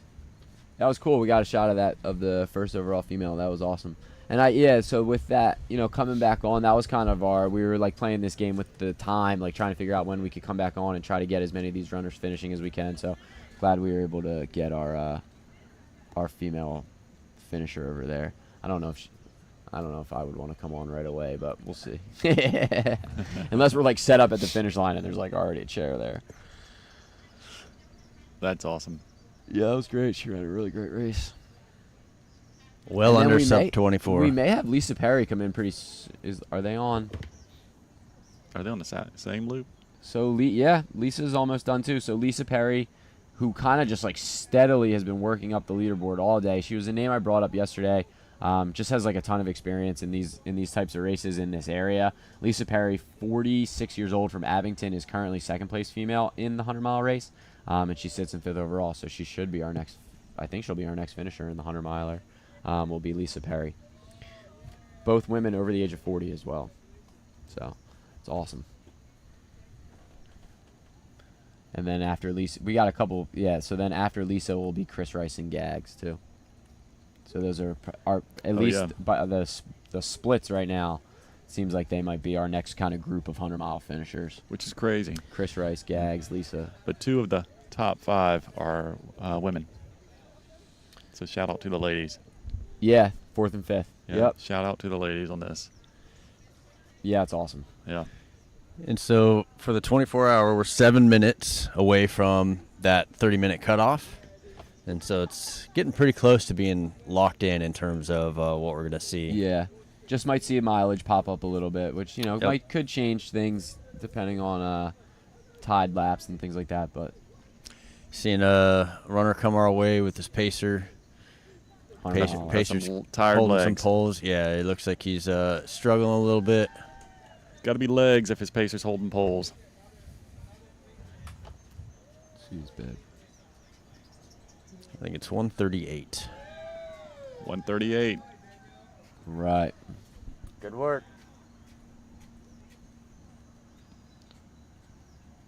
Kyle Cassidy, 25, out of Arlington. Kyle Cassidy currently in 20th. Looks like he's got a couple more. He'll be completing lap 21 of 27. He's still got time to get through this. Now, do they have to be out on lap 21 or complete lap? He's in the individual 100 miler, so he's got till 1 p.m. Oh, No, there's a but cutoff. there's a 7 There's a o'clock yeah, cutoff. Yeah, yeah. I think you have to be through 21 laps, which he will be. Which this will be. So he's coming in under the cutoff about 35 minutes, which is fantastic. Yeah. Now, that said, That's a good there's point. a We need good to make sure we talk about that. Yeah, I Yeah. think that's what it is. Yeah, it's 21. So we've been talking about the cutoff for the 24-hour. That's going back up for the last lap, which comes up here in about 5 minutes. But there is a cutoff at 7 o'clock. I believe you have to be through lap 21. And so there's a group of people out there that are at risk of not quite making that. But I think we're about to be joined here by a guest. By a great guest. Number 1 female, Yeah, first overall female. Danielle Ney. Hi, Danielle. How are you? Danielle. I'm great now. Hey. Here, Brian, slide to the side a Yeah, I'll little bit. slide over a Down might little. be interesting. Yeah. We'll be standing, we'll be welcome to the also- show. It feels good to sit, eh? Brian, nice to meet you. Hi, Brian. Danielle. Yeah, nice to meet you. Danielle, Pleasure. congrats. I'm Jeff. Thank you. Thank you. Congratulations. So, Danielle, how do we pronounce your last name? Nethery. Nethery. Okay, Everyone cool. always puts the L in there. Yeah, Danielle Nethery, 41 from Norwood, PA. Yes. First overall finisher. First overall Congratulations. female. First Yes. overall female. 4th overall in the top Woo, 5. not bad. That's awesome. great. So our easy but hard question is, how do you feel? I feel great. Yeah. I really Hell do yeah. feel great. You Couple ran through at blisters, the but I end. feel good. You were running through strong at the end. Yeah. Oh, yeah. Yeah, Right? yeah. So let's so introduce us a little bit. So we've never met. I don't know if you guys know each other at We all. do not. but- I'm actually looking you up right now Yeah, on the yeah. sign up. It's So- not super impressive. So yeah, let's talk about this in terms of like 100-mile finishes. Is this your first 100 mile? Have you run 100 miles before? It's my second 100. Okay. Yep. I ran the New Jersey Devil last Oh, April. yeah. That was my first 100, and surprisingly, I finished like with 15 minutes to spare. You did. I just pulled that up. Yeah, 29 minutes and like 29 hours and 45 minutes. Okay. But it makes me ask the question, what do you think you learned from that race that you were able to employ over here? Well, the thing about this course was, it was predictable. Yeah, Right? okay. And what happened with the Devil, so unpredictable. It rained, like, it all night, rained right? so Yeah. hard. We were in like water up to our shins, and it was just like, I got through it. So I'm like, if I could get through that, I could get through anything. So the rain last night was not a Dude, negative. the rain last night, I was like, please don't close the race. Please don't close the race. This rain is nothing. Here, you can hold that a little bit closer. Thank you. Awesome. Yeah, so, that rain last night. All right, so let's talk a little bit about – I'm going to go away from the rain for a second. So coming into today, obviously you're running 100 miles in August. You know it's going to be hot. Right. So did you have like a kind of like a strategy coming into the race in terms of like managing the heat? Were you kind of like, let me just see how this goes? What were your thoughts on the heat coming into the So day? my plan for the heat was just to do a lot of electrolytes, which everyone was telling me before the race, and I knew going in. But I also was telling people on the course, I'm always cold. So I think that's an advantage, because when it's hot, I'm like, okay. I didn't really feel hot until like 10:30. Oh, wow. Where people were like, 7:05. Like, it's so hot. I'm like, I'm fine. Yeah. Yeah. You're but- just a good hot weather runner then. Yeah. That's great. But this is my that's first great. hot weather race. I don't think I had any August races ever. You did not. Yeah. This is good. Yeah, a very different. It's interesting because like Jersey Devil, like on paper, was a flat 100-miler because Right. it's like through the Pine But the Barrens, but so sands. different. Yeah, it's Yeah. very, very different style of racing. Where this is a looped course, that was an out and back.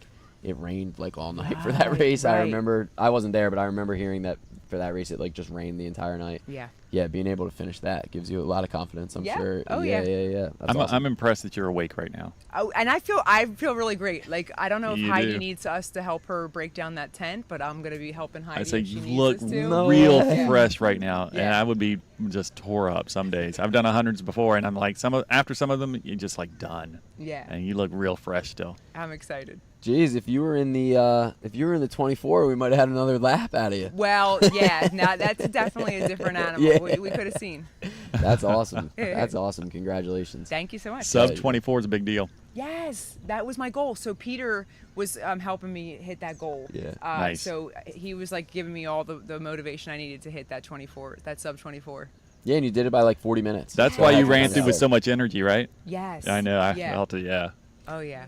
So, what were the biggest challenges that you had to face throughout the day, and did you hit any like major low points? Yes. So I think it was like mile 63. I was like crying, and I was like ready to like, I was just feeling sorry for myself. But I think I was just hungry. Staying on top of fuel is hard in the heat. Like, I was doing really good early in the day, but then I got to a point where my one fuel, which is Stroop waffles, I was like, I never want to see another Stroop waffle again. But I tried to just keep eating, but it was hard with the heat. So, but I got it back together. So. I think something you said there was super important. Me too. Right? I was going to say the same thing. I'm Is sure you're that, going to say. and we've talked a lot on this about problem solving. We've talked a lot on our podcast about that. And sometimes those thoughts can creep in. It just feels like, oh my gosh, everything's falling apart. And a lot of times it's physiological, right? Mm-hmm. So it sounds like you knew, okay, from experience, like, yep, I probably just need to eat. You get the calories in. That can change your day. And it sounds like it did. Is there anything you had to tell yourself aside from just eat, but the mental game? Like, what do you tell yourself when you get in those spots where you're like, oh, I don't know how this is going to go?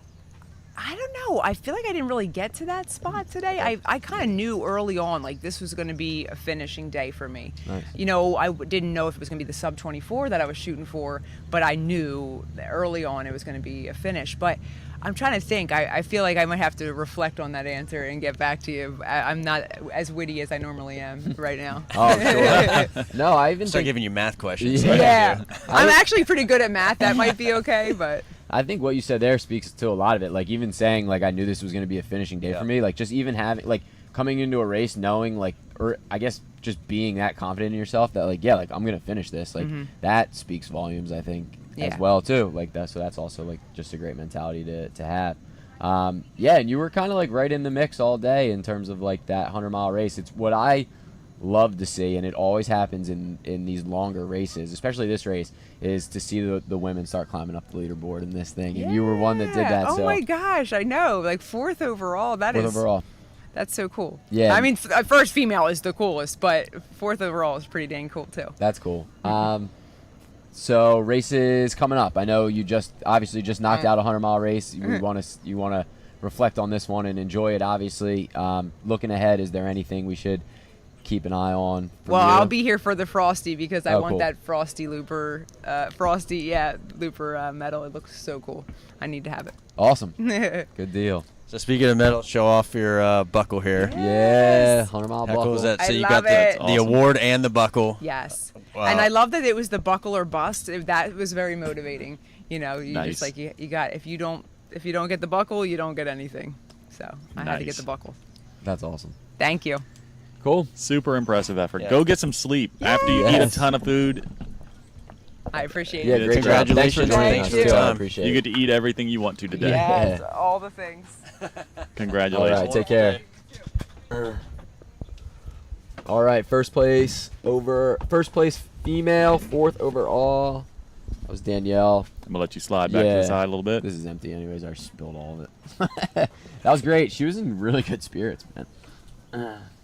So we'll say we are past the 30-minute cutoff. I don't know if there's anybody over there turning people away, and I don't know if there's anybody that's trying to go out after Yeah. that cutoff. But as the race progresses, that means we're less than half an hour from the completion of the 24-hour race. Which is cool. So again, we're probably. I mean, there is kind of like a race for second and third. Like, so Alex Franco and Timmy Zhao have the same number of miles. They're both at 101.25. I don't think Alex has clocked. I don't know if Alex went back out, if he's still out there. So his last time was like 22 hours and 15 minutes or so. So it's been a little while. Timmy might be done. Is that Timmy? Yep, looks like Okay. he's got an award. Looks like he's Okay, already okay. claimed 3rd place. And so it looks like he's done. So, and Alex, we haven't seen come back. I think we, like you said, we It's been saw like an him. hour and Yeah. So, but he's Been definitely like an second hour. then. Yeah, okay. So that'll be our podium then. And Thomas Joyce might still be out there too. So Thomas, again, same thing. I don't know if he ever went back out. Nice job. So Thomas went back out. It looks like, or I don't know if he went back out, sorry. So his last time was like around the 23-hour mark. He was at 112.5 miles. If he was pushing to tie the course record, he might have went back out. If he gets another loop in, he'll tie the course record. Alex Franco will be in second. I guess whether or not he finishes another loop just based on time. And then Timmy Zhao, who we just saw over there with a medal. 23 years old from Brooklyn, ran 101.5 Let me miles. ask our producer if he can find out if Thomas Joyce went back out. If we can check with the race directors to find out, because it'd be good for us to Yeah, know if and he's coming Alex. back Yeah, out. guess, and too. Alex. Alex. Thomas Tom and Joyce Alex. and Alex Franco. Yeah, just the first and second place guys. Thanks, man. Yeah, that would be cool to know because that'll be interesting. Again, To like watch Thomas come sprinting, Yeah, see if he can tie the course record. it. Yeah, it'd be good to And know if he's on the course. great for Alex Franco too. I could be wrong, but I think this may be Alex Franco's first time going over 100 miles. I ran a 12-hour with him. I mentioned this earlier. I ran a 12-hour with him on the track in the fall. He won that race and ran he ran a great race. He was kind of like just battling some demons even at the 12-hour. Like it was kind of a tough day. It was like sneaky hot for September. And he ended up winning that race. Ran like a little bit over the 100K mark. Nice. Yeah, on the track. So it was good. He ended up winning.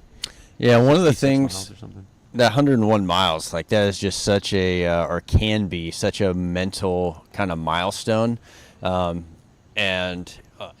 know, if you haven't been there, sometimes it's easy to be like, well, why wouldn't you just go out for one Yeah. more? Why? But if that's what you've been focused on for the last 4 hours, is just get to 100 or whatever it is, sometimes it can be a blessing or a I heard curse. It might help get you there, but then it can make it that much harder to push past that point once you've gotten there. So I wouldn't be surprised. Did you? So we found out that Thomas is not out on the course. So neither one of them is back out on the course? Melded Okay. and done. Melded and done. They called it a day with their final results. So 112 and a half, 101, and then second and third, same distance, but Alex Franco came in ahead of time at 101.25. So all three eclipsed the 100-mile mark. Pretty impressive. Yeah, that's awesome. And then, like we said, we rounded out our women's podium. I don't know if any of them are still out there. We know Cheryl's probably not. We saw her come in. Randy's. Oh yeah, I don't think any of them are. We talked a little bit about this. We had Erica on. We had Randy. I think Joseph in sixth place. I think he is still on Could the still course. be out there. Okay. I think he is still on the course. Yeah, it doesn't look like Dan is probably at all anymore, Mm-mm. just based on time. Yeah, depending. Adam may be out there if he went out for another one. Could be out there, Bib yeah. 663. And we're just trying to take a look at the times, the last finishing times for the previous lap, and see if there's any chance they went back out. Right. We know Gary Ferguson is done. So it could be a little bit more shakeup at the top 10.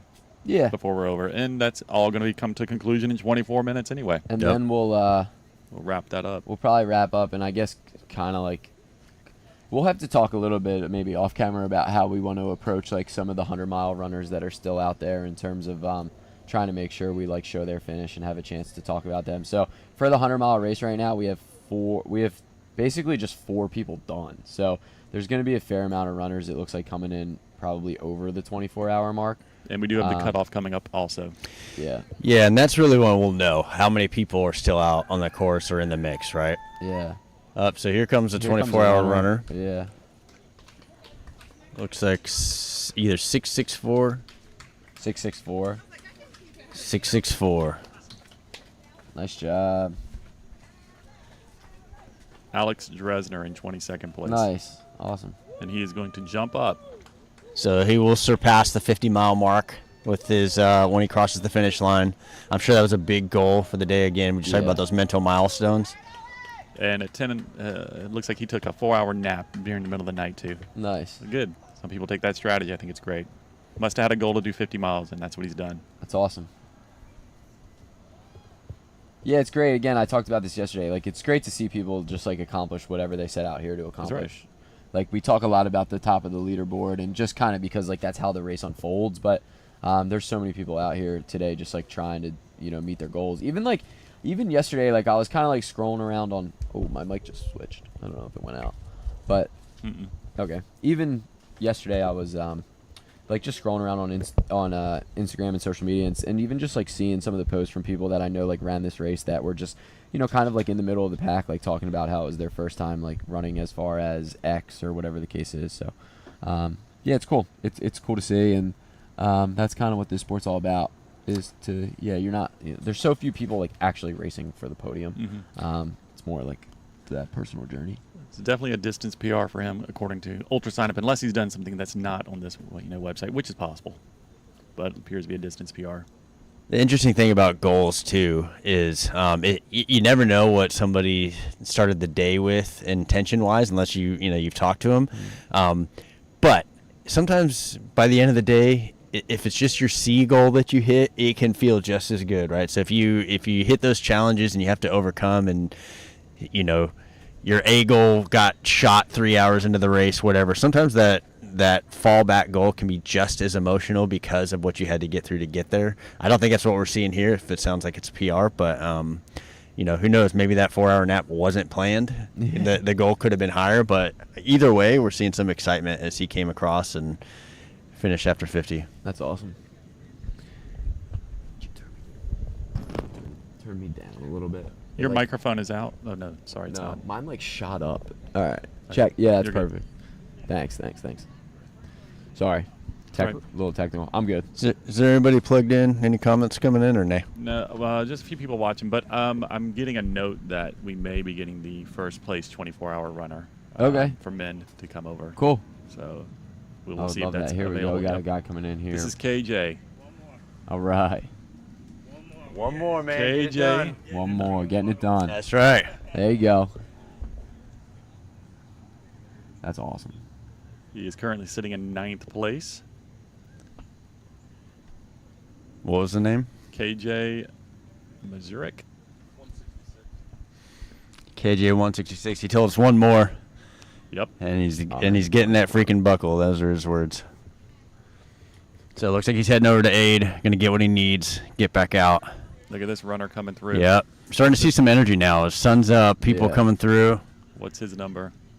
Not sure, but he could be also racing a cutoff. Yeah, I wish. I'm not sure his number, though.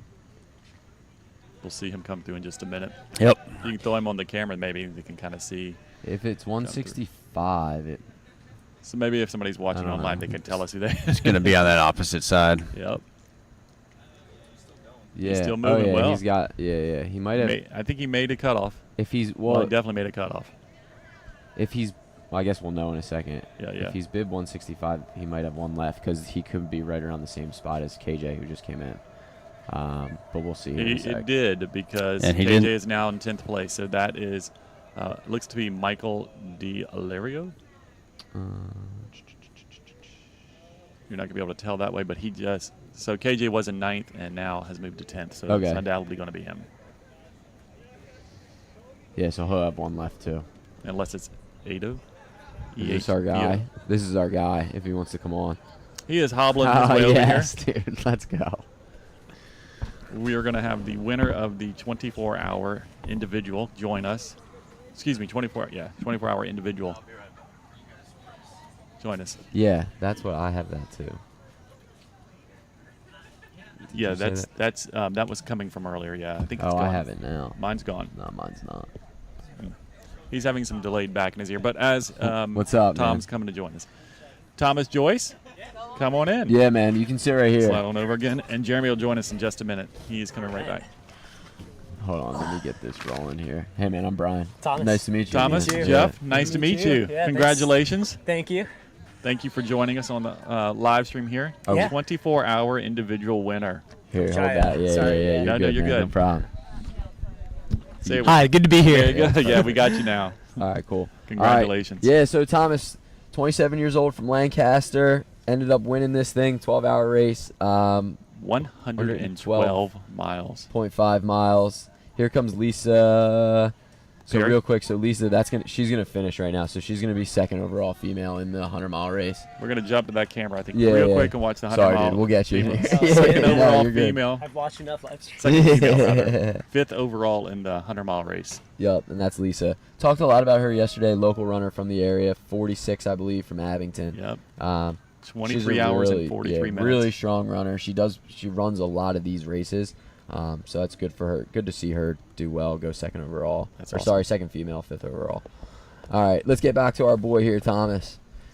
Thomas, 23 hours and 2 minutes, 112 miles. Now, we were sitting here thinking, is he going out for another to tie the course record? Yeah, sorry for the confusion on that. No, but no, no. I was beat, so I actually went over the timing mat and then circled around and asked, do I need to go out? Yeah. Because I don't want to, but I'll do it if I need to. So I was really glad. They were like, "Oh no, you got time. You're like, you're good." So then I stopped, and then I was eating oatmeal while you guys were speculating, and my dad was texting our group chat and like, Yes, dude. I Yes. think you got to go tell them where you are because they think you're doing something really cool. And I was just eating oatmeal. Yes, dude. I love that. This is how you showed up on the show. Well done. We had no idea. That's awesome. Yeah, so we were like, I mean, We were looking at your splits. It's like 57 minutes on his last lap. He could make this happen. It got rough at the end, but I was able because I didn't hear any updates about the actual like I didn't know where anyone was Yeah. until the very last lap that I went wow. out on, and my girlfriend and my mom were like, "There's someone who's like just 2 loops behind you. Mm-hmm. If they're moving, they're gonna catch you." Oh, wow. So then they were like, "You got to go again." So we switched shoes. I was having some like major foot issues in the other shoes, and then That's was great. able to find enough strength to go. What an another awesome lap story. there. Yeah. that's awesome. That's a great story about us trying to be like, course record potentially. You're just like hanging. flattered, Yeah, dude. Dad's like, no, man. No, He's you eating win oatmeal. That's awesome. Yeah, it was Thanks, hot Dad. out. I don't know if that was gonna happen. Yeah, it was. It was really It's a hot. tough one. I'm sure we'll talk about that. You want to pop a Yeah, question? I Or, mean, not to put you on the spot, but No, just such an impressive day, and so obviously with the 100-mile surpassing that, congrats on just most mileage for the day, right? Of anybody that showed up, you get to claim that. yeah. It was incredibly hot, and so we've asked a couple of the other runners, like, with that, what were the challenges you had to overcome? What were the things did you have any really low points through the day? Like, tell us about your experience. Yeah, funny thing was that was the first race where I didn't actually have like usually I get to like mile 50 and there was a big dip in like mental energy and I got really pity party and I go really slow for like 10 to 20 miles in the past. So this is the first day I actually felt like smooth enough to like go at a consistent pace for pretty much the whole time. But the problem with the heat, like you were saying, was I was keeping myself really wet. So I like started the race with the ice bandana just dripping down, and I kept that going the whole time. First time with an ice bandana too, so I didn't know how to Yeah. even work it. I was just like, whatever. But then it was like making my feet wet because my whole body was wet and it was dripping down, and I couldn't keep my shoes dry. And I went through like a bunch of pairs of shoes, bunch of pairs of socks, and they just kept getting wet. So I had like really bad blisters from 5 hours in, and they just kept getting worse as the day went on. So that was the major challenge that was affecting me then in the last like couple of laps. I slowed down significantly. I was Okay. just kind of limping it out. I'm So- going to tell you, like we I told heard that people, bunch, too. everybody yesterday as well on this live stream. So, again, a quick tip for that. to prevent the water running down your back and everything in your Plastic ice bag. Just put it in a plastic Someone bag. told me that too. I was like, that's Okay, good. brilliant. The message is Yeah. getting around. Good. You're like, 'Cause that we would have been can great talk about all day. information. Now the people know. 15 hours ago, right? That would have been good. I bought ice bandanas, which were very nice. Thank Yeah, you, yeah. Loopy Looper. And Yeah, Mr. they are Rhodes. nice. They're I'm gonna great. keep those for whenever I need to again. Or just Ziploc bag. throw them in the ice bandana in the plastic bag. That'll help you out quite a bit. Just keeps you cool. Yeah. Yeah. That would have helped, but alas, my feet are a minefield. So So I'll kind of throw something out there based on what you were just saying. So in terms of like problem solving, right? Like you just like in your last answer, it sounds like you had to do a fair amount of problem solving, but it also sounds like this is maybe like it like there's a level of experience here, right? That like you didn't necessarily like panic when things, you know. I think started it going was a certain just a way. good day mentally for me, Cool. where I think I would have panicked in other races. Yeah. But I don't have a lot of experience in hot weather. Okay. So this was actually, but I do really love running in the heat, Yeah. and I've been doing a lot of training like just around Yeah. my neighborhood and going to this one park with a loop and just picking the hottest days in the heat of the day and going out. So That's awesome. I felt pretty confident about the heat, but I did not know how to work an ice bandana, which was Yeah. I think Yeah. that would have helped out a lot. Yeah. Well, the heat thing, I mean, we talked a lot about specificity earlier, right? Like just and I even said it like for a race like this, like if I was running this race, like I probably would have done all my long runs in the middle of the day, right? Like just, you know, trying to like prepare as best you can for the heat. So yeah, even if it's something as simple as like running loops in the heat, like that's what this race is. So it sounds simple, but sometimes it's like the thing that gets the most overlooked. So yeah, that's great. That's a great way to be. You got anything you want to? I'm just gonna From there? Yeah, I mean, Yeah, we yeah, decided yeah. to pull you up on ultrasign up. You have an impressive ultrasign. Yeah, I've you seen have down some- there too. Actually, I got separated for some reason. I did labor pains down there, which is Oh, okay. I'm actually really proud of that result. And I don't know how to get ultrasign up to put my labor pain result. I Oh, all think I right. emailed them once and it didn't. I don't know. It didn't pan out. So I did Oh, labor pain down there, and that's what like today was a good day because my crew was helping me go out again. I'm Yeah. notorious for like, oh, I'm good. This is in bag. I'm good. And someone passed me in the last hour of that race, so I got second there. Nice. Yeah, you have some good ones, man. You've also won the Hainesport Endurance Run. It looks like in 2021. You did the Canal Corridor twice. It looks like as well. You've placed top 10 in both those races as well. That's a fast race. Those are great. Yeah, the 2022 year was really cool because Caleb Bowen, I Yeah. think, set the fastest Course time record. for the Mhm. 100 mile Yeah. in Yeah, the he country was- that year. So it was cool to yeah. be just like you just saw him go and was like, oh, he's gonna win. Yeah. Yeah. That's yep. That is that Pretty is that incredible. year. Yeah. That's cool, man. Yeah, you got some impressive finishes on there, man. You definitely so this is a distance PR for you. Yeah, so I there's a couple Hainesports in there where Yeah. it says 100. The year I won, I signed up for the 24-hour. Got it. And I ended up dropping down because it was New Year's Eve, and Yeah. I finished the 100, and we were drinking champagne. I was like, we're good to Yeah. go. Really cool race. Hopefully Vanessa Klein and Beast Coast Endurance brings back the New Year's Eve race. 'cause Yeah. It was cool. That one was Cool time. cool. Yeah, that is a cool race. Think They used to do it on New Year's Eve. I think the win's misleading because there was only like 3 or 4 other people in the Yeah, race. but your time is not. It's 16:51 for 100 miles. That's not a misleading time. So that's fantastic. Really Yeah, man. impressive. Yeah. Appreciate it. So based off of that experience that we just talked about, and then coming to this, what was kind of like your primary nutrition and hydration plan? Like when you came in, what were your expectations? Yeah, I mean, you guys sent out a bunch of emails like you're gonna need to drink more. So obviously, like a lot of electrolytes. I use Noon for the most part, which you guys had a great flavor of Noon. I'd never had before, orange summer or something. That was great. So it was mostly Noon. So every time I came through, I took a salt tab, salt stick, and then a bottle of Noon that I would like chug on. So that was the hydration part of it, and then I was just when things fall apart, I just start taking whatever looks good. So I had a couple shots of the pickle juice and you know all that kind of thing. A lot of fruit. I really like fruit during hot runs and races, so I had a couple of fruit cups, and the main gel source was Goo Roctane and Morton 160. So just slamming gels frequently, and then I ran out and switched to whole food. And then my stomach went south in the last 3 hours of the race, so I switched to just the Morton handhelds and was kind of sipping on that. But when I slowed down there at the end, that was just my stomach going south because I felt like I was going to vomit the whole time. So I was just switched to water for the last 3 laps there. which probably not a great idea. So Probably were should you- have were done you- something. were you You down guys the- have suggestions for No, that? I'm just curious. Did you We down talked about a Goo and a Martin each lap? Like, what Yeah, was I your would, plan? I would do each lap. I'd like throughout the lap, I would have a Roctane and a Morton, or just 2 Mortons. I just kind of switch it around by feel. Right. A couple of caffeinated Mortons and caffeinated Roctanes. So just trying to, once the sun went down, I was switching the So caffeine. both those and then something else from the aid station too, something else like that. Yep. We got 2 finishers coming through. Yeah.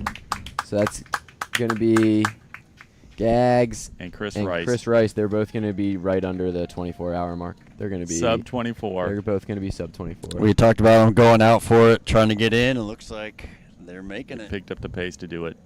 And Gags, shout out to Gags, because he helped me out when I was really feeling bonky in one of the last laps, and I found him just like kind of using a sign to kind of stretch on, and it was like dark out, and I thought he was just some dude on a bench, and I was kind of like, skirting around him, and then he got up, and I saw the beard, and I was like, oh, it's Gags. And then we walked a couple laps together when I was feeling really bad, and he was feeling really bad, so we kind Yeah. of suffered together for a bit, and that That's really helped. fantastic. Yeah. That's cool, man. Great Those guy. are always, That's like, a great guy to stories. link up with. Yeah, that helps a lot. A lot of good stories and advice. from them. Yeah, that's awesome, man. So not to like get too far ahead of ourselves here. Like obviously you're probably gonna want to sit on this one a little bit. Like a really great performance here, a lot of high mileage. Like, is there anything like on the calendar you have ahead of this, or are you kind of like this was a big race and now you're gonna relax a bit? Like, what's the future kind of look like? I actually picked this one because I was really curious about the old 6-day race from hell yeah, Endless dude. Endurance.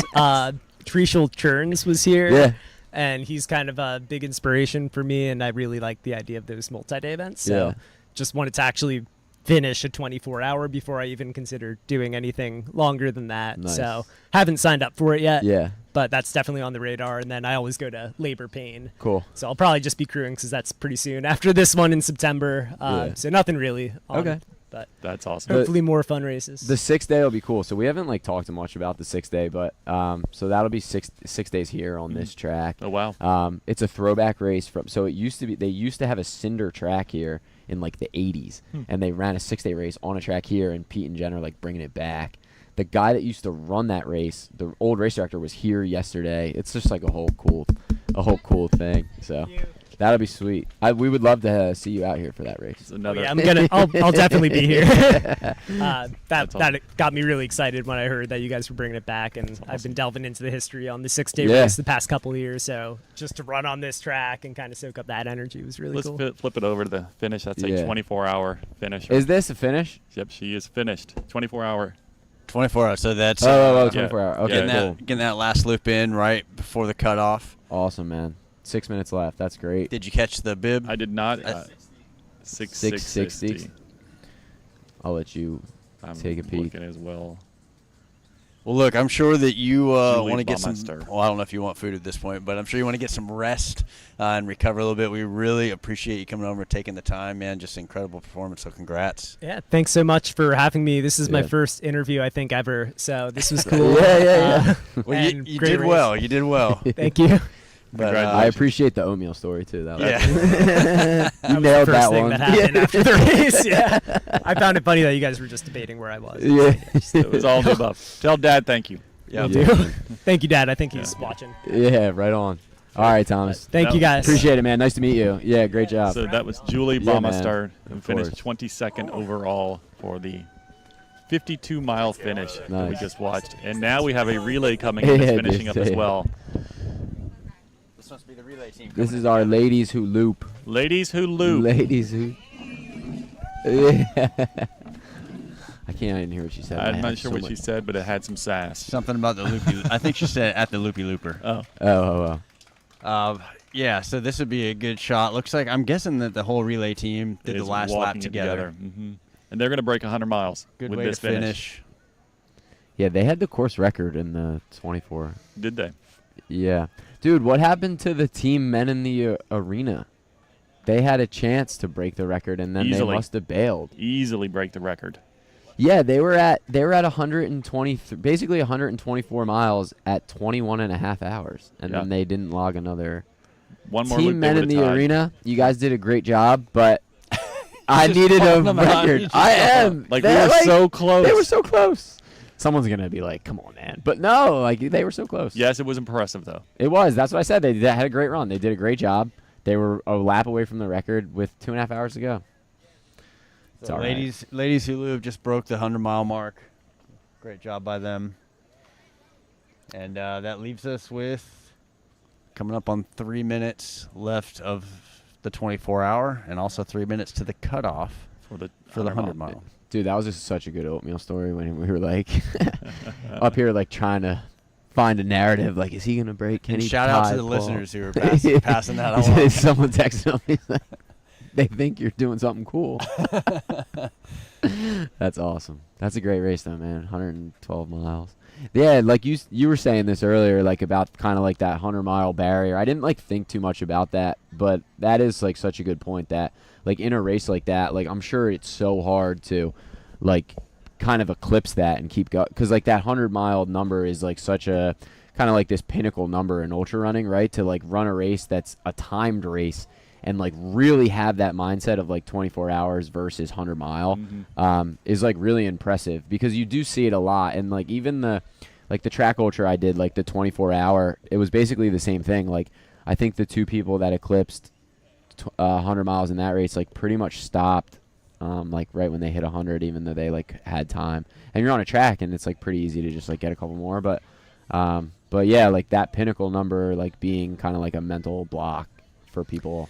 Not block, that's not the right way to put it, but you know what I mean, like being like that point where it's like I think I'm just going to call it, like makes a lot of sense. Well, yeah, just setting that artificial finish line, right? That's something to aim at. And so the last handful of years I really focused on the backyard ultra format, which if anybody's not familiar, it's a 4.167 mile loop every hour on the hour, and the way the math works out is 24 hours is 100 miles. But it also means that it evenly works out to a 25-mile, a 50-mile, a 75-mile. And so when you look at the results of these races, you'll see these big bunches of drops, because there is no finish line as long as you do the next loop and there's still somebody in the race. But always the 50-mile, the 75-mile, right? Yeah. People will set that finish line of, I just want to make it to this point, because it keeps them moving forward, but it's also really hard to move past it if that's what you've been focused on.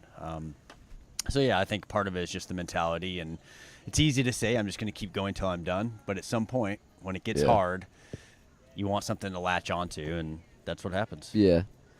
So I just saw, it looked like Michelle Just going through.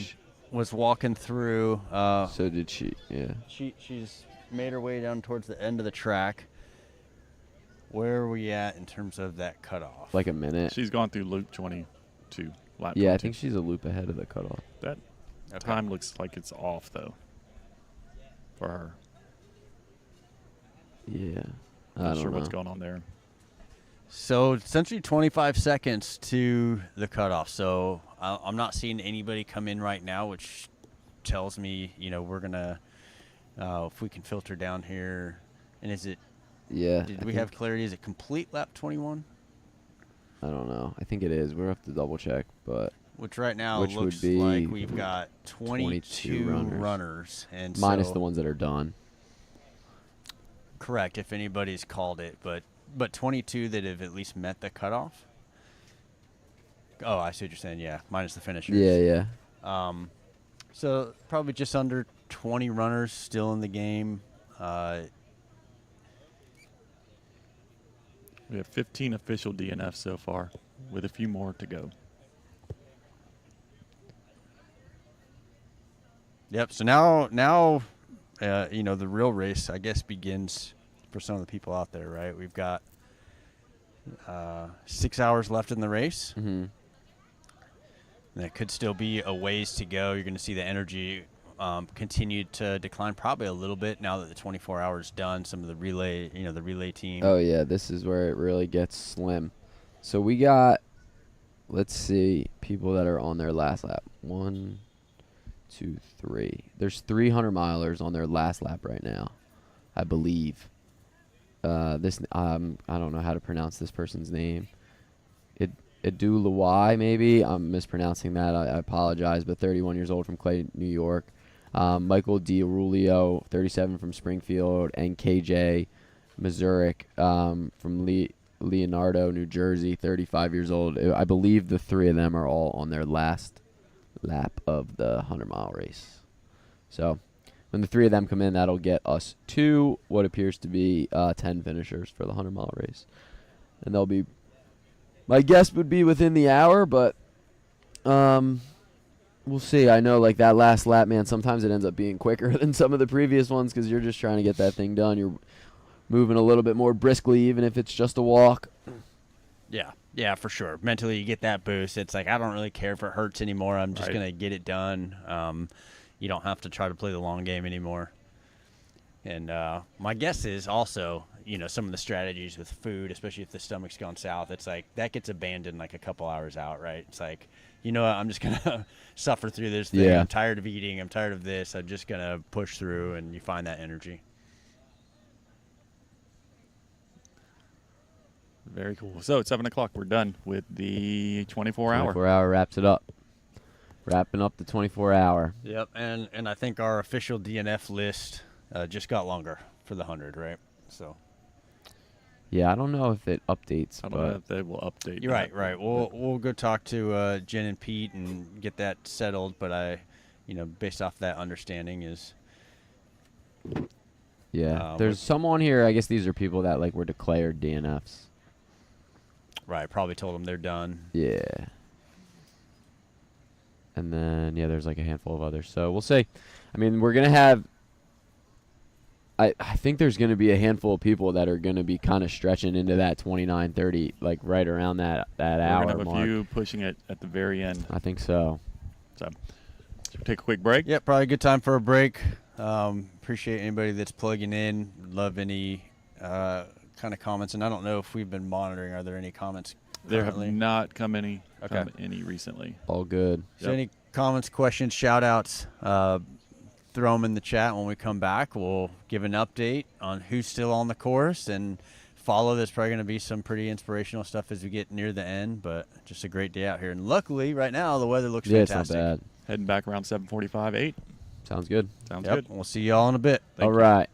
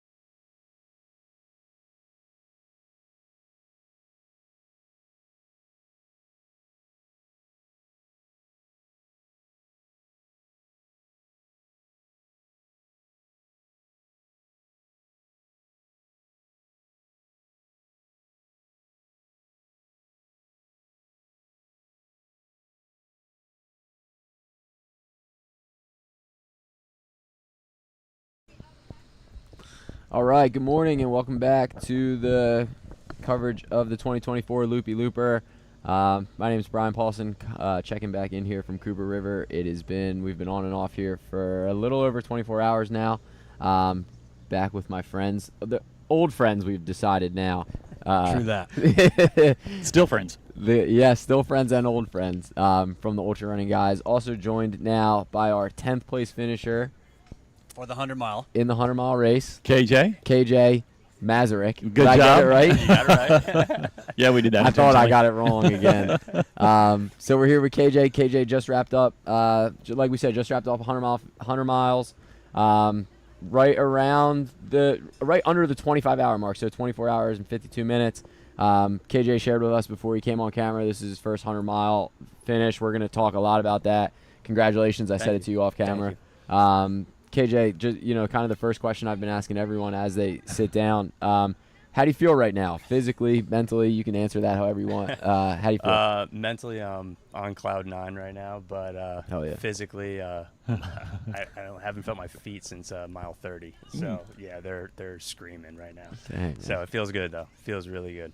That's good. Go ahead, It Jim. may be different when you stand up, but I'll be honest, you're moving pretty well compared to what I do typically after my big races. So I took a look. We were looking. You ran this race last year, but for the 24-hour. Yes, sir. It looked like a goal at that time was the 100-mile. Didn't work out. And Yep. so clearly you've had your sights on the 100-mile distance for a while now. Why was that important to you?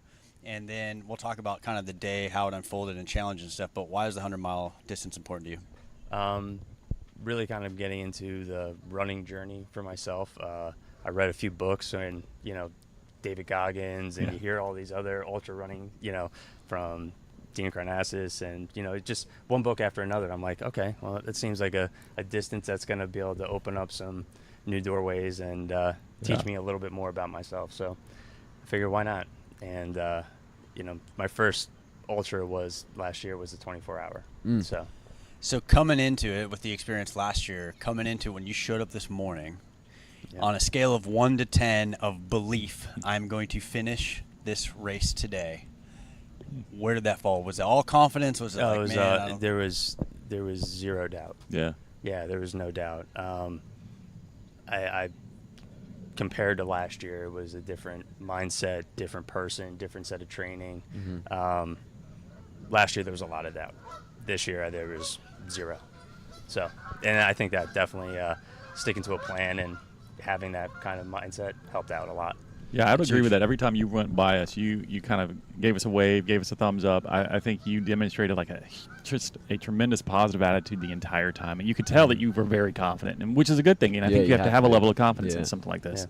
Yeah. I talked about that. I went to last year. I was at Running Man, hosted by All Day Running Company, and Jesse Itzler talked about how he was doing a 100-mile race, and Chad Wright was there pacing him. And he said at mile 70, he was just completely demolished. And Chad basically said to him, he's like, the strangest thing is I just don't get tired. And he was like, what? He's like, trust me, say it. He's like, dude, I can't feel anything in my body right now. So he said, the next person you see, say that to him. So he's giving the speech on stage, and he's saying it, and all of a sudden, I'm in the crowd, and I'm getting pumped up. I'm like, all right, let's go run an ultra right now. So I do have to say, as I was out there was a few definitely low moments where I thought, okay, I don't know what's going on with my feet. But I said, you know what? I feel great. I don't get tired. And I just tried to stay as positive as I could. So I think there's so much power in that. We've talked a lot on the show about mantras or mental games or whatever it is. And perspective will make or break your race, right? Because you can have two people that are in the exact same situation, and one can have an outlook that's going to push them through, and another one's going to have an outlook that'll shut them down. So clearly that's something that you put some thought into and some practice. Yeah. So kudos to you.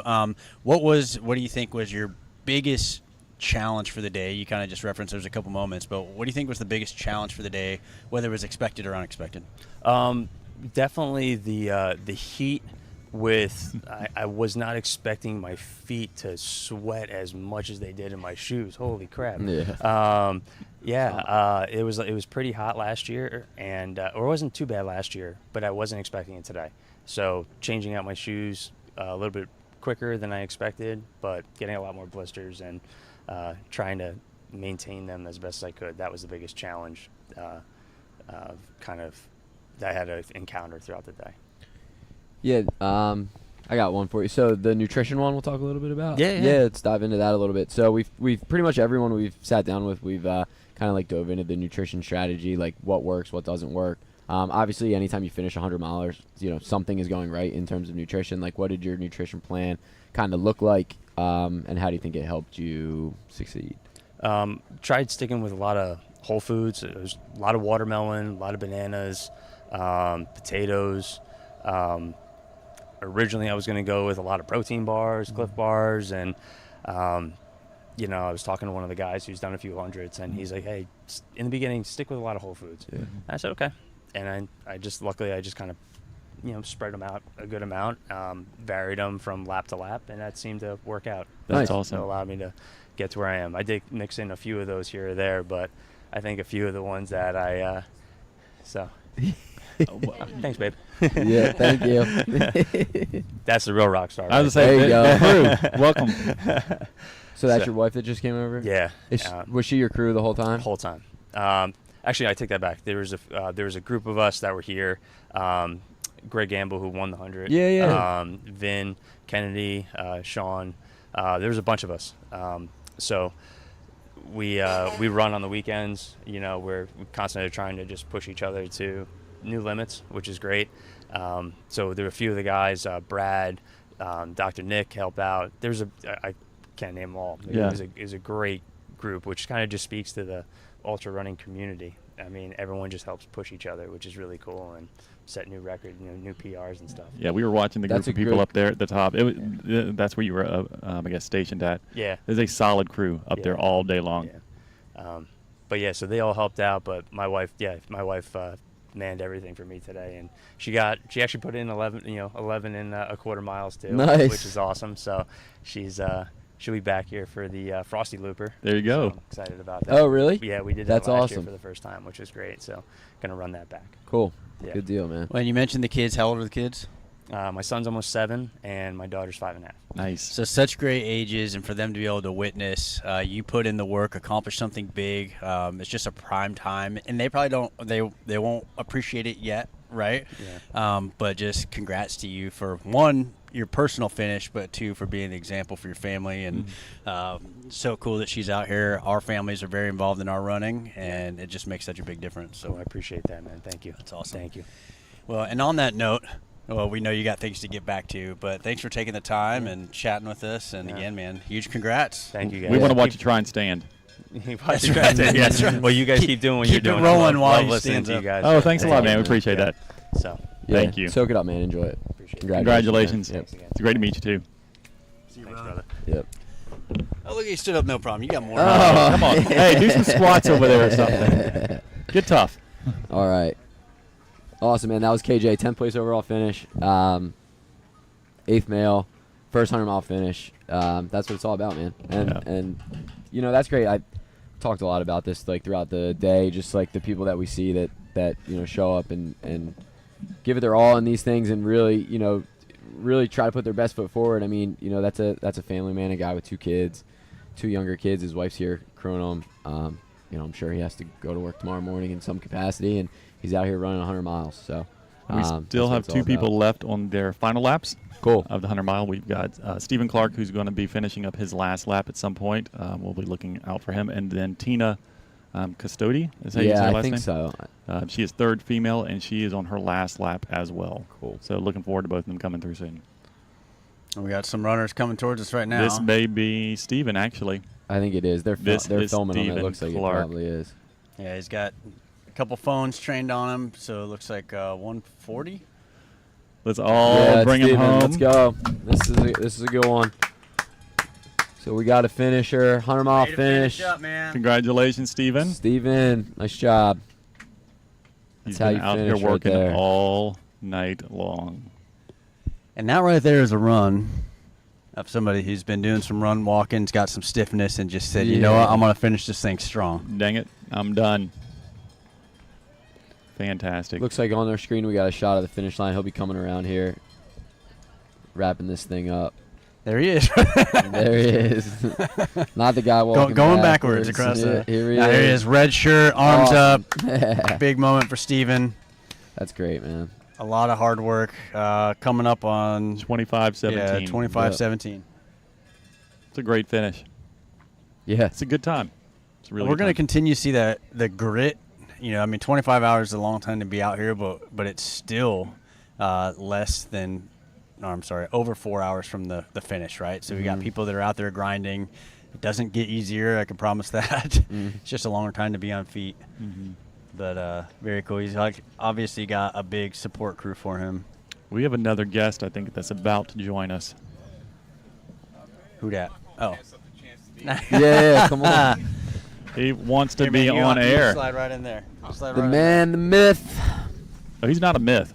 the legend.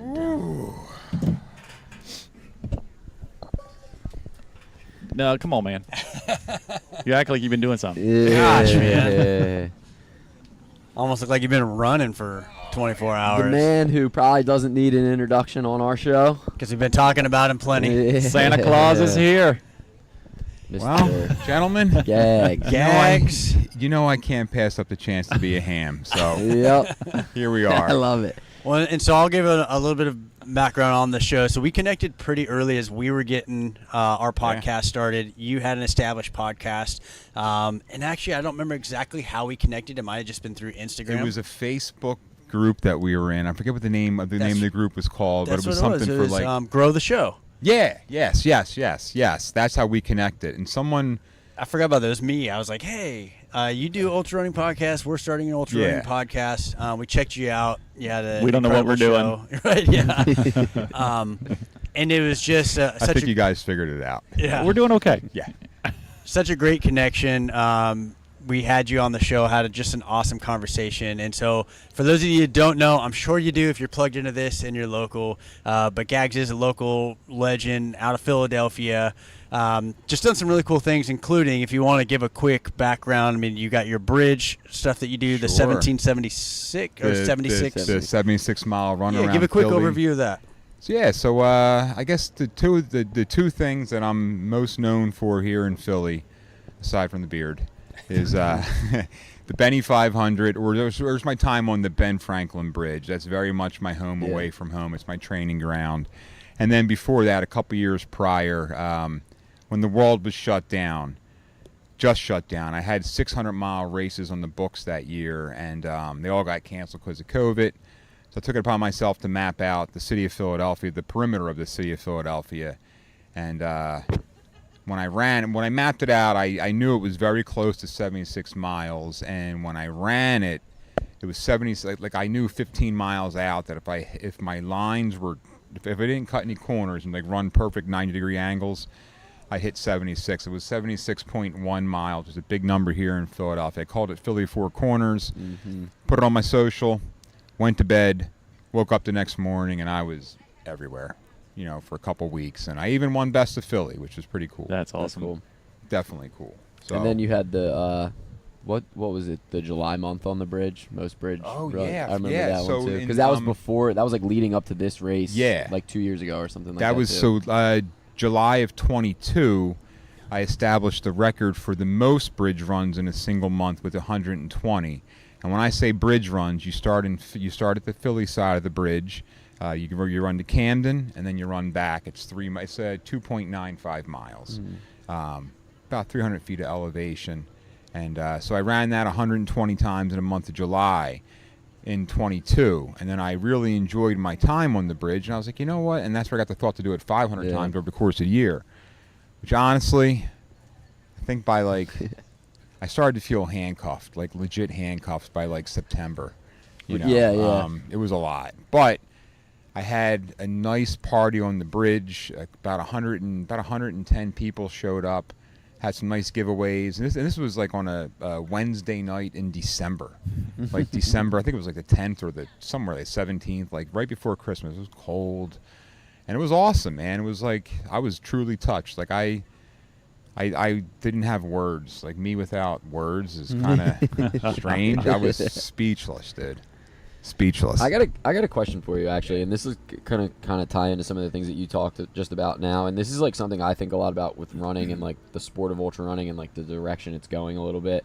Like, where do you think, or how do you think projects like that like play into, I don't know, like the repertoire that an ultra runner has as opposed to just like racing? And like when I think about that, like I don't know, are you familiar with Ricky Gates? Yeah, he's All right, great. so Ricky Gates is like one of my favorite runners because he's like this like project type of runner, and like I kind of view you in like a similar fashion, like locally in that sense too. That like you have. I appreciate being mentioned in the same sentence with Ricky Gates, but you have a lot of similar like the kind of like that project style running, like you just mentioned, like the Philly Four Corner thing, the Ben Franklin Bridge. Like, how do you think?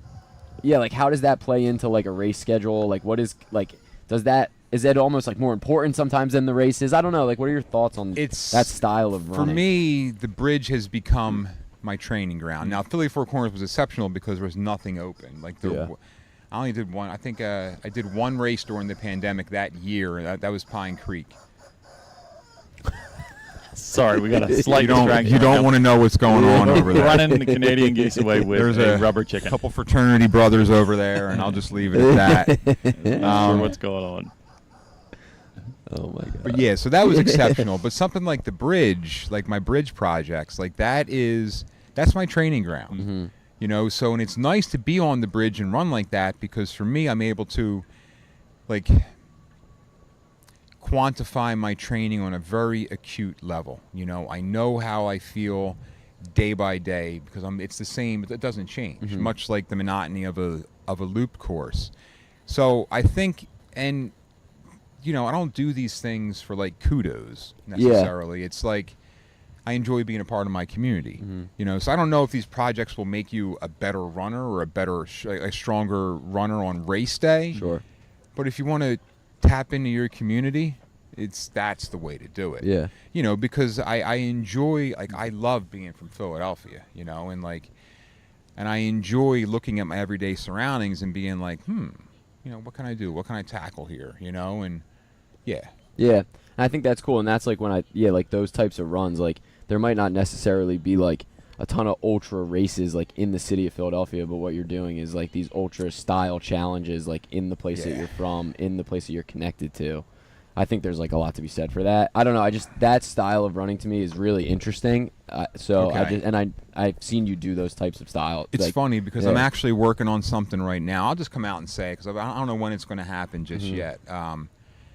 But you know, like you're familiar with Rittenhouse Park in Center City. It's a really nice park in Center City, gentlemen. Like I'm talking, like this is where Philly money. Like the upper edge, like the bougie. Like Cooper River Park here. Oh yeah, maybe the house is on that side, maybe. But the real bougie folk that live in Center City, a lot of them live around Rittenhouse Park. So I had this idea for a while. Like I've been trying to do something underground in the city, put on some kind of race, and I was fortunate to spend a week with Laz in early April. You know, I'm picking his brain, and he's so generous with his knowledge, and he's like, you know, if you want to be, you just got to put on the race that you want to run. And I was like, well, shit, okay. So let's go back to Rittenhouse now. So my plan is, I'm going to call it and I even have a graphic designer. I have the artwork. I can show you when we're all done. It's going to be called the 5 and Dime 6 hour. I'm sorry, the Rittenhouse 5 and Dime 6 hour fat ass. And basically, we're looping Rittenhouse Park. I've got a tiered prize structure, and all three brands have agreed to get on board. Philly Runner will be giving out 9 gift cards for the 5 mile, 10 mile. 6 hour, male, female, non-binary. So there's 9 categories. CLA is going to come on board and give away caps for the 10 mile and the 6 hour. And then Hoka is going to get on board and give away shoes for the 6 hour, male, female, non-binary. Wow. And like stuff like that. You know, we look at your everyday surroundings, and it's like, and we're starting this at midnight too. Yep. So there you go. That's the gag twist. Yep, right? that was it. That's cool. cool. But I enjoy those kinds of projects, like those kinds of things. And that's like, is it going to make me a better runner on race day? No. It's going to take away my time, frankly. But it's going to pull because I'm so passionate about growing the sport of ultra running. Like, on some real talk, on some real shit, in just my race alone, all right, we had 48 runners, 7 female. Yeah. And we I had think Rachel on yesterday too, talking a little bit about that. well Yeah. then, No, but you're good. Yeah. let I'm her rip. shutting up. No, 'cause, no. You know, but yeah, but like that's one Mm-hmm. of her projects, you know, and I want to grow the sport of ultra running, especially on the local level. But nobody wakes up and decides to go run a 50 mile. Mm-hmm. You know, where do you start? You start at like the smaller race levels, right? And then from there it kind of grows. So if I want that to become a reality, I need to, because no one else is going to do it. Yeah. You know, like I need to be the one to kind of make it happen, or Especially at like least in the start city it. too. Yeah. Like if you want it to be rooted Yeah. in where you're from. Yeah. Yeah. That's awesome. It makes a lot of sense. Thank you. Yeah, Yeah. And there's one of the things that I've said a couple times on the show, kind of a question, and I don't remember exactly where it came from. As I'm doing things, even moving through races, I've put myself to say, okay, one day when I'm on my deathbed and I look back at this day or I look back at this time, right, what will I regret doing, or what will I be happy that I did or didn't do, any of that kind of thing, right? And so I think there's this evolution. So obviously you're a guy with a ton of experience. You've done a lot of hard things. You've accomplished a lot. And we're going to talk about today in just a second. But my guess is that there's a fulfillment that comes from contributing, which is what you're talking about. Yeah. Yes, it takes your time. Is it going to make you a better runner? Probably not. But you are going to impact people. Huh. And that's a deathbed kind of thing where you That's look the back. legacy. Yeah. Yeah. That's the legacy, you know, like, and I coach ultra runners just like you, Jeff, you know, and like I have a family tree. You know, when I look at like my first ultra distance was the Rocky 50K, December 2014. Met a wonderful woman there. Her name's Mary Arnold. I didn't know it at the time, but she was like a mover and shaker in the running industry, right? And she was so down to earth, so humble. And like when we got done, she gave me her contact information. She said, if you have any questions, let me know. Well, I was down the rabbit hole. Like I wasn't even home for 5 minutes yet, and I'm on the computer like just making notes and like so. And when I look at some of the things that she's opened my eyes to and helped me out along the way, like the ultimate betrayal of our friendship would be for me to turn my back on somebody or not give back in some capacity.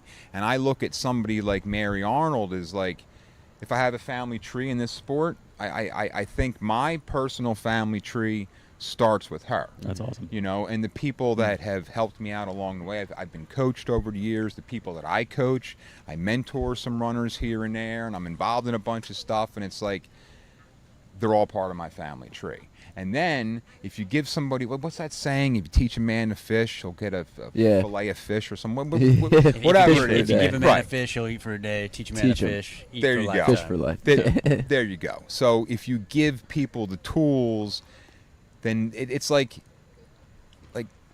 we all know people in our lives, right?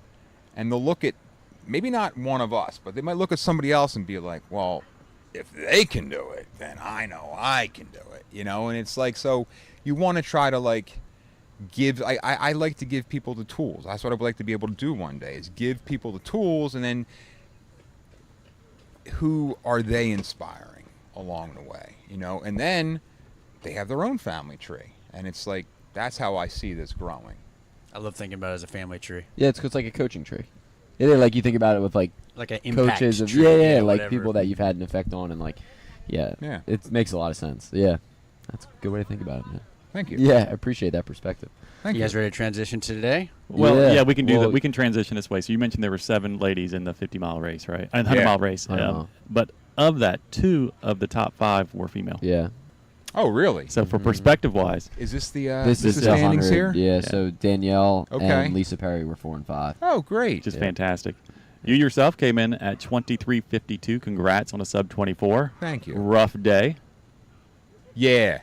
Yeah. I'll tell you Tell what, us man. about it. So, all right. I'll just keep it real with you. Yeah. I did a 72-hour race in Milwaukee, Wisconsin called 6 Days in the Dome, hosted by Mike Melton and Bill Schultz. Yep. I did that. My race started Monday, June 17th, ended at noontime, ended Thursday, June 20th at noontime. When I got home, my legs and my feet were just ruined. So coming in here, I wasn't able, recovery took a little longer than I wanted it to, and I wasn't able to put the mileage up in previous Julys that I've you were doing the bridge 2 years ago. Yeah, I've won their 12-hour. This race has been around for 6 years. I've won their 5-hour race. Yeah, they're at 12-hour race Every 5 years in a row, and a lot of that I attribute to strong Julys, Yeah. as well as stuff before that too. But I really hunkered down in the month of July.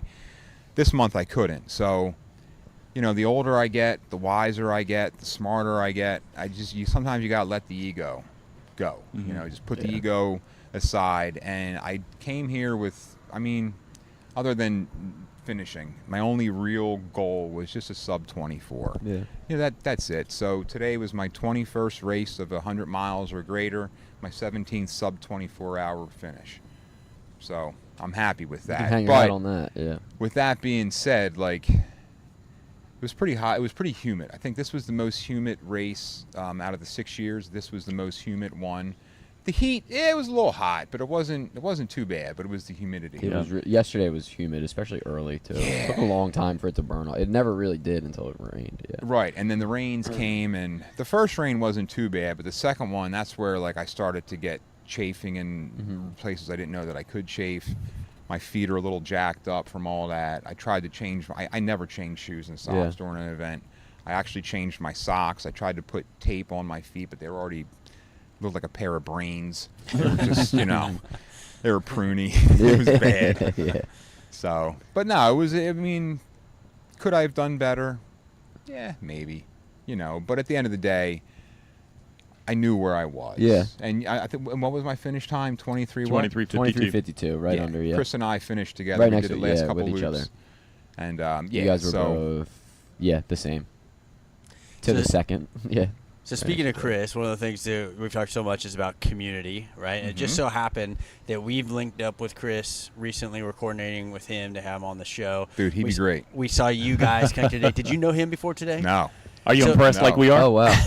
Yeah. So Legit, man. You know how I met Chris? I was sleepwalking on the other side of the course over there, and he was with Michelle and Joelle, who you guys know. And I was legit weaving, doing the home, doing the drunk shuffle all over the path there. And they came up to me like, "You okay?" I'm like, "Oh, I'm just sleepwalking." And then Chris and I just started chatting. Now, me being the nerd that I am, I love to look who's racing, who's in my division. And we said his name was Chris Rice. I'm like, "Oh, you ran Badwater 4 times." So I started rattling off his resume. The dude's looking at me like, "Are you a stalker?" Yeah, as a matter of fact, I am. Yeah, very much so. more than you are aware. Right. So he was awesome, dude. He was awesome. Yeah, it was cool to That's see you cool. guys linked up, and I told you this when we were over there, but we were live. We watched the two of you come in. You both kind of gave away, but you were in conversation. We were like, okay, let's watch them. We went over to the aid station. You got what you needed, and then it was a very intentional walk because we knew you had just about an hour to get in under that 24. Yeah. And we're like, yep, they've discussed. They're on their way out. This Yeah. is going to be an intentional thing. And then you came in together and finished that last loop, sub 24. So that was really cool to watch. It was cool to be a part of, too. And he told me, too, he's like, "Man," he's like, "these last 3 loops with you, it made my race." That's awesome. And I was like, "Aw." Yeah. Best. Nah, he was a super good dude, man. I'm definitely going to keep in touch with Chris. That's good. And I just, it's reason 197,244,000 why I love this sport. You Yeah. meet cool people like that. Yeah, well, and so we talked early on that this type of race can be a little bit different, right? Because you get the opportunity to kind of link up with people early on in the different loops and different things. But then you had almost the type of experience that we talked about that, sometimes in other races, you get that middle of the night, I'm isolated, and you happen to link up with somebody, and next thing you know, you're essentially best friends, right? And you carry that on for years. And that could have been a moment that you guys had, and that's I think super so. cool. Yeah. He was awesome. Yeah. It does rescue races. It does. Yeah. It rescues races. And by hours. Okay. Yeah, it can rescue you by hours. That's great, man. Yeah, we cause when I told him my mission to finish sub 24, he's like, "You know what? I can do that too." There you go. Yeah. And I was like, that's "All right." And the guy just ran Badwater last weekend. Yeah, 10 days ago. So, Yeah. 10 right. days ago. Or, yeah. Yeah. He was And awesome. that probably impacted his race. I know I've been in places before where mentally it's like, oh, I don't know if I want to do what it takes to get to my goal. But as soon as it becomes about somebody else, or I can make that like, oh, they want to get to 100. All right, let's get you to 100. And not to say that was it, but I'm sure that, like you said, he said, oh, sub 24. All right. And well, now he's got a mission that maybe before he didn't have. So that's super cool. He was great. 100-miler coming in right now. Yeah, let's see. I if think we can that's get it just posted. 162, it looks like. 162. I don't know where Or was it we're at. 152? It might be 152. 50. 152. Aaron I Fritz. Fritz. am amazed that you can see that far away. He's still got a Got couple 2 laps to go. left, He's yeah. finishing lap 25. Nice job. Good job, Aaron. Keep it up. Well, Two wait, to, And two to we're go. seeing that smile. That's what we want to see, the smile. I got a question for you, Jeremy. He's got Aren't 2 you a after. pilot? So I'm in the Air Force. I'm not a pilot. The way I like to put it is the pilots fly me to work. Because All right. so I am a He flyer. was telling my wife and I this yesterday. Yeah, I do in-flight refueling. So if you've seen a picture, the plane's connected. So I'm the guy that connects the boom and passes the fuel. Okay. So that's why I say the pilots are my bus driver. You know. Understood. Okay. Okay. Yeah. There's Michelle. It's a great job. It's a lot of fun. I wanted to be a pilot. That was the end goal. And then once I realized it was either that path or having a family. So I was going that path, and then I met my wife and said, all right, I'm going to stick where I'm All at. I over. really enjoy this job. Yeah, so we saw Michelle. We had a Michelle sighting. She must have gone over to her tent. Yeah, she just walked back to her tent. This is Michelle was having a rough day. 146 Jump out there. So did she just finish? Patricia? There's no way she just finished No, another no. loop, right? Did she No, come back? Michelle has not gone back. I think she's done. Okay. She's done. Okay. So we've talked about Michelle a lot, and sometimes, I mean, Patricia? Michelle's one of the tougher runners out there. Sometimes you have those days. again? Not yet. But Yeah. we can get a camera over there if you want to replay. What does she Good got? work. Keep up the She's- good She's got work. 5 left. Patricia. She's not going back out with 5 hours left, she said. She just said that? This Yeah. girl or Michelle? Oh, Michelle. Oh, I thought we were talking So about that So, was so it sounds Patricia? like potentially the end of Michelle's race. And Michelle came over and popped on earlier. I mean, at that point, pretty early on, she had blood on her socks. You know, you talked about just the humidity chewing things up. Yeah. And I think that was causing problems for her pretty early on. I walked with her out of an aid when we were off camera. We walked together, and she was like, "Dude, this is like the toughest year it's been for me." Like she was just like, "This is the hottest it's been." And it just She was goes to having a tough show time from the start. Yeah. Yeah, you can't underestimate, right? A day, and sometimes Here with we the go. experience behind us. Looks like we have the number 3 Oh, female this is coming third in. female. Ah. This is cool. All There's right, Tina. let's Switch gears a little bit. This is Tiffany me. Yeah. She's Custodi. smiling last loop. You yeah, could tell Tina she was Custodi. holding Tina, back Tina, tears. not Tina, yeah. Tina Custodi Oh yeah, finishing she ran a up. great race, man. She's been running really, really Good good. applause. Look at that Good job, smile. Tina. Good job. Smile. 100, She ran first good. 100. This is her first 100 also. Her pacer just said I think. Well, she said I 101. think she's 101. Yeah. 101. Yes. She's actually, yeah, it's 101.25. You can tell she's fought for it. There she is on the screen. Yeah. And is done. Finishing up. Congratulations, Tina. Oh, you guys are high tech over here. You I guys, know. you We got switched it from all. us Yeah. to that. It's There's great. no us. It's Ian over there. There's Ian, It's, producing side. I love it. Glass Jar Media hooking us up. I love it. Yeah, man. Our first time around when we were rolling this together, we were just Yeah. flying with mics and everything. We were doing it kind of like this the last like hour and a half of Frosty Looper with me, you, Michelle, And twist.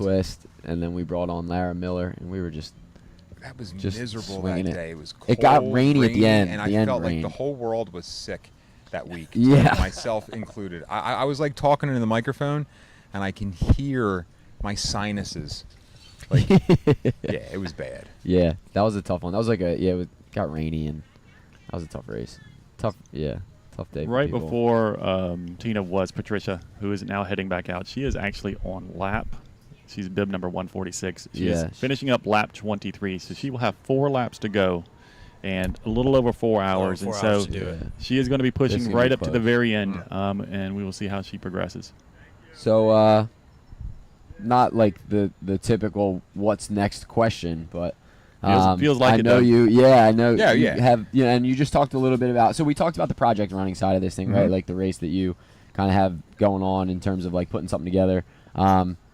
You got any bigger things coming up? Western States qualifier stuff, anything like that? That's like Totally. on. I know you've talked about that. So 1,000%. Yeah. My next race will be the last weekend of September, hosted by Endless Endurance.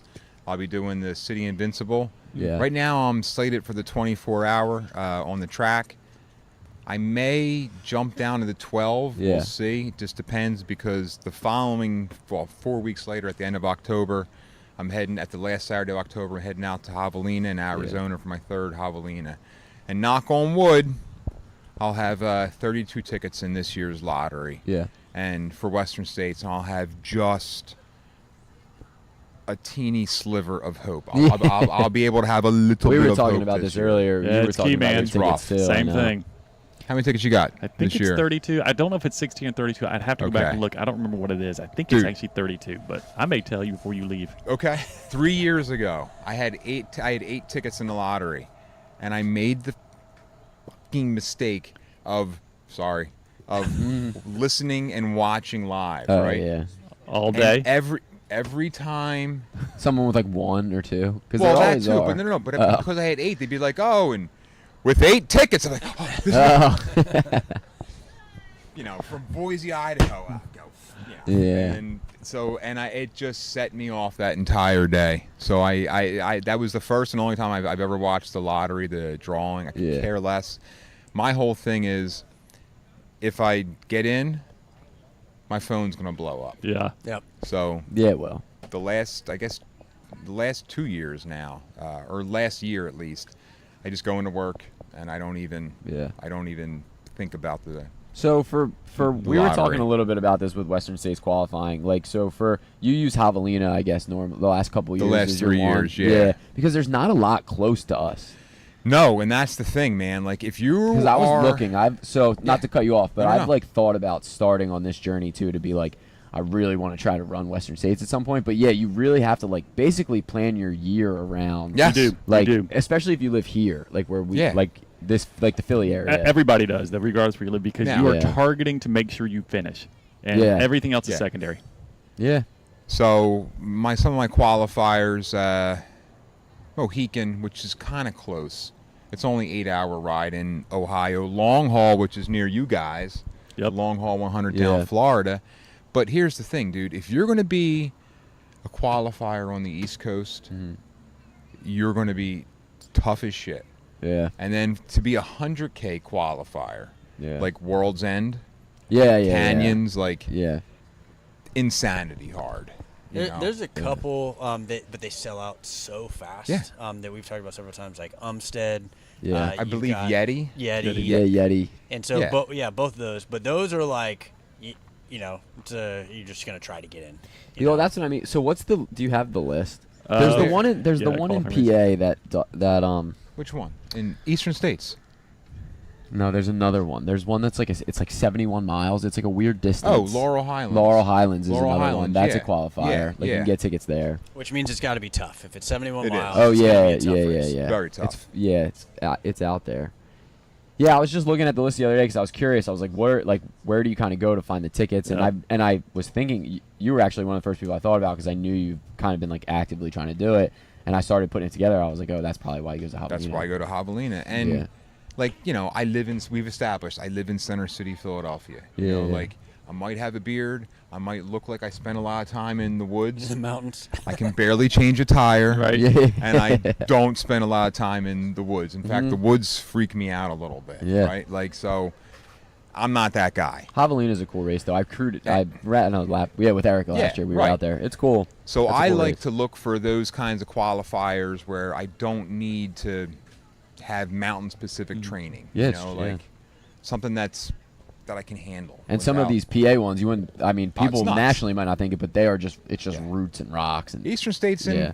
in particular, it Yeah. has a DNF rate of like 60% every year, It's high. at least 60-70%. High. Yeah. World's End. If you've got a Yeah, if, that if- race is hard to get into too. and if you're a cutoff, 19-hour cutoff, Yeah. you already know it's going to be tough as Yeah. nails. Yeah.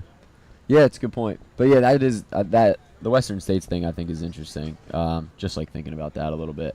The track that City Invincible's cool. I ran the 12-hour last year. I actually want to back up Yeah, one yeah. second. So there's another race company. I'll just say their name. It's no big deal. We're all in the same family. Yeah.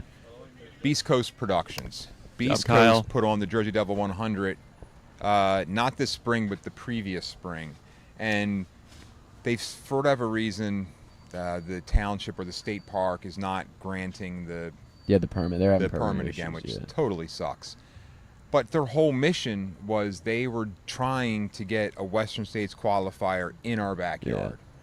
And I pushed that race hard because you need 100 finishers. You need 100 finishers. It has to be, I believe, at least 80% on trail. So, and I think there may be a couple other sticking points, Yeah, that state park issues was a nightmare. I mean, I know. That Endless bummed me Endurance, out. they had the Hot Mess 6 hour pulled at Parvin too. Same thing, state Did they park. really? Yeah, it was like, and it was the same. It was the same reason, and it was like a different state park even. Yeah, I know. Yeah. Get with it. Get Yeah. with it. But yeah, City Invincible's cool. That track is really nice. It's beautiful. Yeah. And I run it. I mean, I see it from the bridge all the time. Yeah. So like last year when I was handcuffed to the bridge, I never left the bridge to go run the track. This year, especially after the dome, like my legs had nothing on the climbs, especially. But I found I could like shuffle around the track. Yeah. Not too bad. I've been spending a lot of time there. Like this year and the last month in particular. That's a cool race. It's beautiful. That was the first time I had done. I don't know if you've kind of like had a similar experience, but that was the first time I had done a track ultra when I did the 12 there.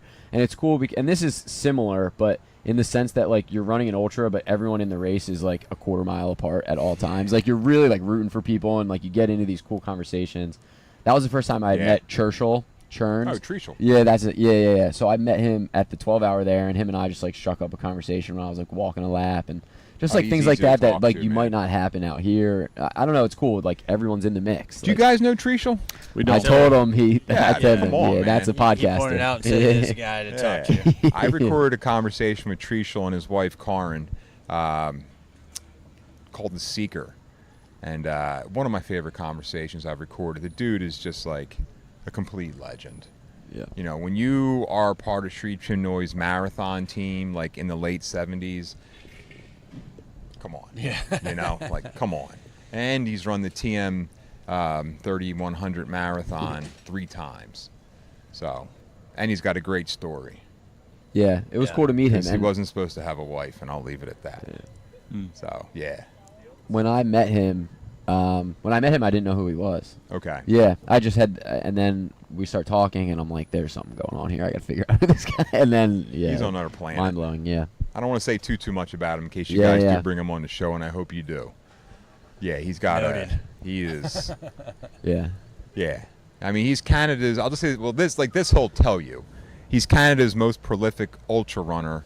I believe he's got close to 50,000, if not more, race miles. Wow. Race miles, not That's training insane. miles, race miles. That's insane. Yeah. And he's trying to go for the most ultra finishes ever. And I believe he's got somewhere maybe, what is he up to now? 500 and something maybe, or maybe 400 and something ultra finishes. Yeah, the dude's on our planet. Yeah. We just chatted with him quick as he was walking by, and we said, "Hey, you know, we're giving your name and just told that you do some cool stuff." And I think his comment was, "Well, I've been doing it for 40 years or something like that." Right? You know? Yeah. And so it's pretty humble, like, but you know, I've had a long time to do it, but. Got it's it. pretty cool. I'm a nerd for this sport, and I like looking at the history and talking with the older guys. Like, there's a bunch of guys that were older guys that were here today. I met them in the Dome. I've seen them at I've seen them at like different races. And all these guys were the ones like, you know, okay. Remember that meme that was going around about 2 years ago, and it basically said like if a guy shows up to your race with like sponsored T-shirt on the back, all these sponsors on the back. He's got a power bar, and I think like Gatorade gum or something. Like you're about to get your ass kicked, right? Yeah. Well, Treacle comes from that time in the 70s and the 80s. He's never stopped, but so a lot of his colleagues from the 80s, they're all older now, but that's his world, and all those guys know him. Yeah. All those guys know him, Yeah. and he knows all those guys. Yeah, he's an interesting guy Super, for sure. dude. Yeah. Saying he's interesting is like saying I didn't shave today. Yeah. I know. Yeah, Like, that's so or true. I didn't shave yesterday. Like, Yeah. he's super interesting, man. That's true, man. All right, so we have just like a quick race check-in. So we have one. Do we have anyone out currently on a last lap? Do you see? It looks like I have. Is this? Oh, this isn't updated. So that's Tina. Tina finished. I think Justin Bennett All right. is on his last Yeah, lap. unfortunately, Treashel Cool. had a call today yesterday. When Yeah. I saw him in the morning. He just looked off. His voice was off. He looked off. And then when he told me yeah. him and his wife told me he was cutting it. I was like, yeah. I said, you look kind of off when I saw you this morning. He's like, well, I've done a couple 100-mile races in the last few weeks, and it's like, and course he's you did. 60, and he's 67. Yeah. So Some people are built different. built different or have built themselves different. Yeah. Right? There you go. All right. There That's you the go. way to put it, I think. There you go. All right, gentlemen. Yeah. What else? I was I'm going going say. to. Yeah. If there's nothing else at this time, I can smell myself. I think I'm gonna catch an Uber and head back to the city. Yeah. Absolutely, man. Is that cool with you guys? I'll Yeah, see you at man. Western. Oh man. Right. Oh man. That'd be Right. great, wouldn't it? Oh.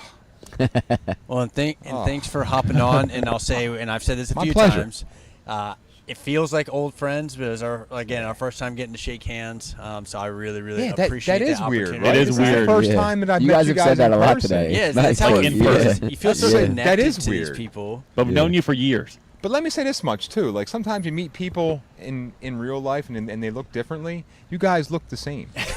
Like, That's good. I hope that's good. I hope so. That's great. sometimes man. it's like, oh, you're only 5 feet tall. You look a little bit taller online, but no, you guys look the same. Yeah, you're a giant. It's great. That's awesome. All right, Awesome. gentlemen. It was a pleasure, man. Yeah. Peace and love. Yeah. Always good to have you on the mics Good to over see you, here man. with us, man. Good to see you. Yeah, man. I'll see you soon. Gentlemen, thank you. Yeah. Did we even get a picture with you earlier? We did. We posted. I can't even keep up. Okay. I've been trying to catch all my pictures. Yeah. Make sure it like Take your happened for time. real. Hoka Skyflow. Oh, I love that shoe. it's the new kick. It's good. Yeah, I've heard that. Awesome. Thank you guys. All right, Thank man. you. What do we want to do here? Do we want to keep rolling, throw to a break? I mean, I don't know. It's up to you guys. Probably good to head to a break soon as we go through. Let's just take a quick look at. Yeah, we have Justin Bennett's on his last loop. I don't have the time for when he went on to his last loop, but Justin Bennett is He's- currently on his last Yeah, loop. I'm not sure. We can And then we've got a couple others couple with two to people go. with 2 to go. Chris Sherwood and Aaron Fritz are still in the course. Michael McCormick just finished his most previous lap, and he's got 3 to go, it looks like. And then I have not seen David Wynn come through in a bit. So he should be I don't know if he's. I don't want to say he's not still in the race because Yeah. that would be incorrect. But he was last. I saw him last night. We know that Patricia Del Lamora is still out there. Yeah, did she go back out? She did go back Okay. out. And she's going to be pushing it up to the very end. It sounds like Michelle did drop. Did she? Mm-hmm. Okay. And then Kyle Cassidy just came through, but I'm not sure if he's going to go back out because he still has, looks like 4 more laps to go. Okay. And I'm not sure if he's going back out or not. That's pretty much, I think, everybody left in the course. About a handful, maybe 5, 6 people still trying to finish up the 100. Yeah, and this is again from a runner's perspective. This is when the grind is happening, right? I'm sure mentally there's so many reasons to call it a day, especially when you have like 4 loops to go. You're gonna have to push it up. You're going, well, most people went home. Maybe it wasn't my year. All that talk comes in. So we'll see. And there's nothing, I've done it. There's nothing wrong, but it's easy to second guess that. But this is the moment that when you're preparing for the race, you're like, okay, when I get there, this is how I'm going to do it. Well, the rubber has met the road. Yeah. Right? Well, even from their experience, they're coming through in we're still here. Obviously, at least they see us when they come in. But when they even get to the aid station starts scaling back what they have available to them. Just because you don't have to have as much supplies out for them, it's not Right. like there's less supplies. Variety, there's still the same variety, but there's just less of it. So everything starts to feel smaller, and you realize you're one of the last few on the course, and it can be mentally very challenging. Yep. All right, we're gonna break. Yeah. Oh, Oh we're gonna do it, yeah. real So quick. let's. All right. So yeah. Well, so just a real quick. So we missed this last night. I'll kind of intro this a little bit. So we missed this last night. There was a glow loop last night. It was the first time they had done this for this race. So glow loop started at 10 p.m. It was a 1 lap run. Glow loop being like you could wear like all kinds of like things with fun colors that glow is kind of the idea. Goes along with kind of like the theme of this, just like as that kind of party style atmosphere, the circus style race that ends with the end of the 12-hour, but just to try to carry some of that energy into the night. Now, because of our technical difficulties with the rain, we unfortunately were not able to like broadcast it on our end, but we do have some video of it. So we'll throw to some video of the glow loop. Before we do that, just appreciate everyone that came out for that glow loop. It was the first time it had happened. Definitely hope that that's something that continues to happen in the future, because I think that is a really cool way, especially at night, to kind of like boost the energy of a race. Very kind of javelina-esque for people that have been out to javelina. Something similar happens there, so it's cool. It's a really cool idea. So let's, I guess we'll roll that footage, and then we'll let that take us into our break.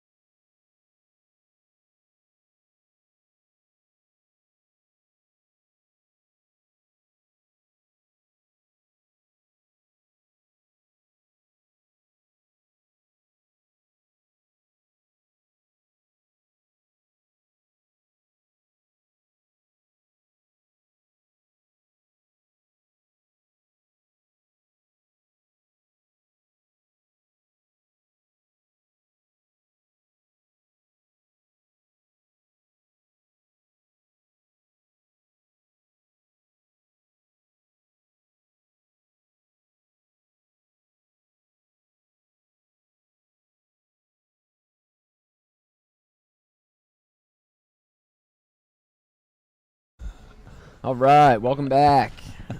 Loopy Looper 2024 here at Cooper River Park. My name is Brian Paulson, joined by my now very old friends, the Ultra Running guys. Jeremy Reynolds, Jeff Winchester, the Ultra Running guys. I take that personal. No. That's good, man. Like they're cutting me off on the view anyway. So it took me a second to put that together. I was like, oh, I thought I was being nice. Awesome. Yeah, so we're here. I think this is going to be our last section on the camera. We are here with none other than the man, the myth, the legend, number 2, because I said that about gags. So you're man, the myth, the legend, number 2. With Pete Greenfield, who is one half of the race directing team. That's right, yeah. Endless Endurance. So, Pete, welcome. How are you doing, sir? I'm barely coherent, so thank you. Thank you. Yeah, that's about right. Yeah, I'm holding it together. Yeah, one half. I got to also shout out Jen as well, who's off camera. So. For sure, yeah. Without Jen, like, none of this happens. Jen's, like, the wheels that keep this thing moving, so we got to give Jen, like, the biggest shout-out possible. You. Shout out Jen. Shout Jen. All right, Pete, so... We're wrapping up here. I think we have 2 runners left on course, I believe. 2 runners. Is that correct? Yeah. 2 runners left. Yep. So we're wrapping up here with the live stream coverage. We wanted to make sure we could get you on to at least kind of like have some initial conversation, reflection about the race this year. Again, even though the race is still going on, just some like initial kind of takeaways, challenges, what went well, what was some of the struggles. So we're not going to answer all those in one question, yeah. but Thank you. Yeah. We'll dive into this a little. So. Let's start. You want to start positives or we start struggles? What do we think? We always start positive. All right, let's start positive. So, give me in kind of like your opinion of the race this year. Like, what was like a really positive takeaway from the experience this year, from kind of the last 30 hours that stands out to you? Yeah, so I think this year it's the biggest race that Loopy's ever been, and I think everybody would agree that the vibe of the race was kind of off the charts this year. It was just like a big family party that everybody just kind of suffered together all day, and it was a blast. Yeah, I love that. I mean, like, and we've talked a little bit about this off camera, and we were talking about it on camera as well. The vibe, but also the size. I mean, yeah, there's a ton of people that signed up for this race. I believe every distance sold out. Is that correct, or most of them sold out? Yeah, we sold out. I think we were overall across the ultra distances. We're like right at 290 altogether. Yeah. It's awesome. Yeah, it's the biggest by far. I think last year we were like 170-ish, give or take. Numbers are blurry to me right now, but yeah, much bigger than last year. And then when you add in that new glow-up loop that we did, which seemed like it was a big hit, we were like sitting around 330, 340 all in. It's awesome, man. Yeah.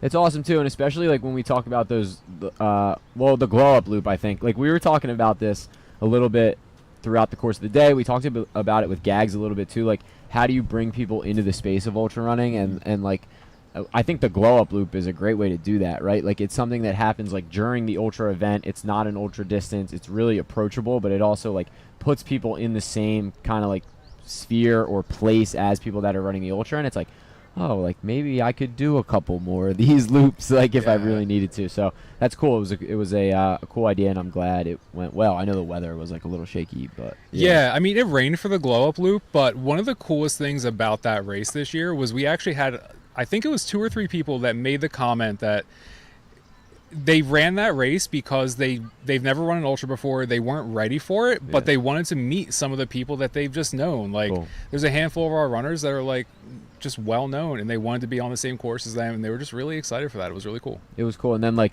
Chris Bartoli ran it with his son, which is cool. Yeah. So there's some cool stories that come out of that as well. And yeah, it's a really cool idea. I know, like, even when we were talking about it earlier, I kind of like referenced like Javelina does something sort of similar where they have like a night loop. Yes. And it's like not an ultra distance, but it still like puts you in the same space, which is cool. Like, I can give a personal example. Like, I was at Javelina this past year, and on a whim, it was sold out, but on a whim, I was like, I should just sign up for the night race. Like, I'll do a 20-mile loop. Like, I'm already here. I might as well. So, yeah, it's cool. It was a cool idea. So I'm glad that went well. Yeah. Go ahead. Yeah. One thing I want to point out too is, the weather came in right near the 7 o'clock hour last night, 12-hour, and just completely derailed the plans of pretty much everybody, runners, race directors, right, crew, and it was a little bit of chaos afterwards, but got a chance to watch you and Jen both kind of problem solve, work through that, and one of those was the glow run. It's like, okay, hey, Do we delay? Like, what's the impact? Are people still going to show up? And just, I think, huge props to you guys for working through that. And then, as we just saw on the screen, people showed up in the rain, still came out, had a good time, and you provided that experience. So just wanted to shout out for that. No, I appreciate that. It was really cool to see. I think we had 42 out of 50 roll in for the glow up loop, even though it was a steady downpour for like the entire start of it, all the way through the first, I think, 10-15 minutes of it. And the irony of it raining right now is not lost on me. Yeah, so everybody watching, We're watching them right now like it's starting to rain. Yeah. It's starting to rain. We'll see what we. Ian's standing out in the rain, covering the camera for us, so I don't want to make him hang out there too long if it doesn't. Oh, I do. Stop and Yeah, say, no, we're actually. Here's the longest section of the day. Yeah. So we talked about some of the positives, right? The vibe, kind of the size of the race as a whole. Anytime you put on a race like this in the heat, like in the summer with this many people, like there's always going to be challenges, right? Like inherently there's challenges. Like what were some of the challenges that you guys had to kind of work through throughout the day, and how did that like impact the race experience, you think? For sure. I mean, the heat's always the thing, right? Like summer in New Jersey, it's hot. It could rain on the fly. It could storm on forecast. And I mean, we had all of it yesterday, right? Like most of the rain that happened yesterday wasn't scheduled to happen. It was hotter. It wasn't hotter than we expected it to be. It wasn't the hottest we've ever had. But with this amount of people, like the things that we were triaging on the fly were like, how do you project how much ice to have on site for this many people, right? But thankfully, like we have plans in place where we have a really good vendor where they deliver our ice in the morning for the day. We can call them at 2:00 in the afternoon, which we did yesterday, and had another emergency delivery dropped off, and it worked out really well. And I think like it's honestly a lot of that's credit to Jen. Like we just have a lot of really good contingency plans in place. We're ready for most things, and because we've been through a lot at this point, and we kind of know that you have to be ready for anything and have a plan for it. Yeah, that's awesome. I mean, it's a lot like racing, right? Like, and we've talked about that with most of the guests that we've had on, from people that had won races to people that were middle of the pack, people finishing their first race. Like, a lot of it's problem solving, right? Like, a problem comes up. How do you get through this problem without sort of letting that problem derail your day? Maybe the harder thing as a race director is like you can't let a problem derail the day because the race has to go on, right? Like people are here to have it. So, again, like credit to you guys for kind of, getting through those waters. I know there were some, especially when it rained and we had to like cut the live stream. We got a little hectic there for a little, but we all got through it and we're sitting here now. So. Yeah, we got through it. I mean, rain's always expected. We're ready for rain. The wind caught us a little off guard, but we got through it. We're all still sitting here. It worked. So one question I have, and so we had you guys on, we've talked about it a few times, we had you on for the race spotlight for this race, which is super cool. And so we asked this question, but I'm going to ask it again, especially to be on the tail end of this. What does it mean to you and Jen to have people come run this race? Obviously, there's a lot of local presence, but we're seeing Texas, I mean, people make their way. What does it mean to you guys to have people show up and be a part of this? Dude, that's why we do it. The more states we have roll out, like the cooler it is. Like obviously we love our local community, but the fact that we had, I think 25, 26 states represented, I mean, that's why we do this. Like we love our venue to death. Like we think this place is built for a looped ultra marathon. You guys got a firsthand chance to see what this venue is. And I think other people are seeing it too. And it's just really cool to see people respect it, show up and like really embrace it. They love this really, really cool looped venue. Yeah, there's something about looped courses that like, I mean, there's a time and place for everything, right? Like the big long point to point races in the woods are cool. Like if you're kind of traveling with a group or you hit these aid stations along the way, but like the looped race is so different, right? Like it's everyone's kind of like hunkered down in a central location, hanging out all day. People are in and out. You're popping into someone's tent to say hi or whatever the case is. So yeah, it is cool. In the venue, I think like definitely like it's part of the race. Like part of the race experience is the venue, which is cool. No, 100%. And like with the field size that we get, you're never alone on the course, right? So you're always going farther together. Like that's really what this race becomes throughout the day. And it doesn't matter if you're running 3 loops or if you're running 27 loops, you're going to be running with the same people, right? Like the person who's coming in first place will probably share a few minutes with the person who's only doing 3 laps, right? And that's the really cool thing about something like this. That's cool, man. Yeah. Go ahead, man. You got another? Oh, I was just going to say part of the experience as well is, so one, thank you for the invitation to come out here and be a part of this. It's been super fun and inspiring to watch. But we also know that it's really important to you to be able to project out, to let people be a part of it that can't be here. And so thank you for doing this. And then I'll say for anybody that's on, I know we don't have probably the crowd that has been there the whole time.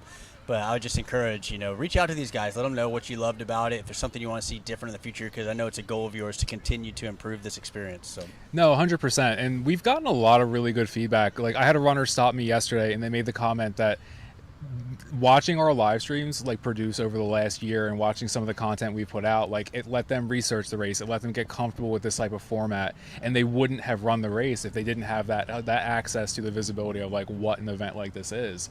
And we just want to keep that kind of momentum running.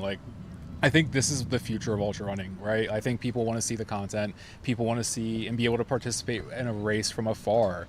You've got not everybody can fly their entire family out to be at a race, so it's a really cool opportunity for somebody. The people that have been coming through, their families can watch from afar, and it's a really unique opportunity. And I will say that it's not easy. And as I say that, behind the camera, Ian has covered himself with a canopy sidewall. That needs to be a picture. It looks like a guy in a ghillie suit covering that camera to keep it dry. So there's a lot that goes into this that you don't see. We'll get a picture of that. Yeah, check our Instagram story in about 5-10 minutes for this.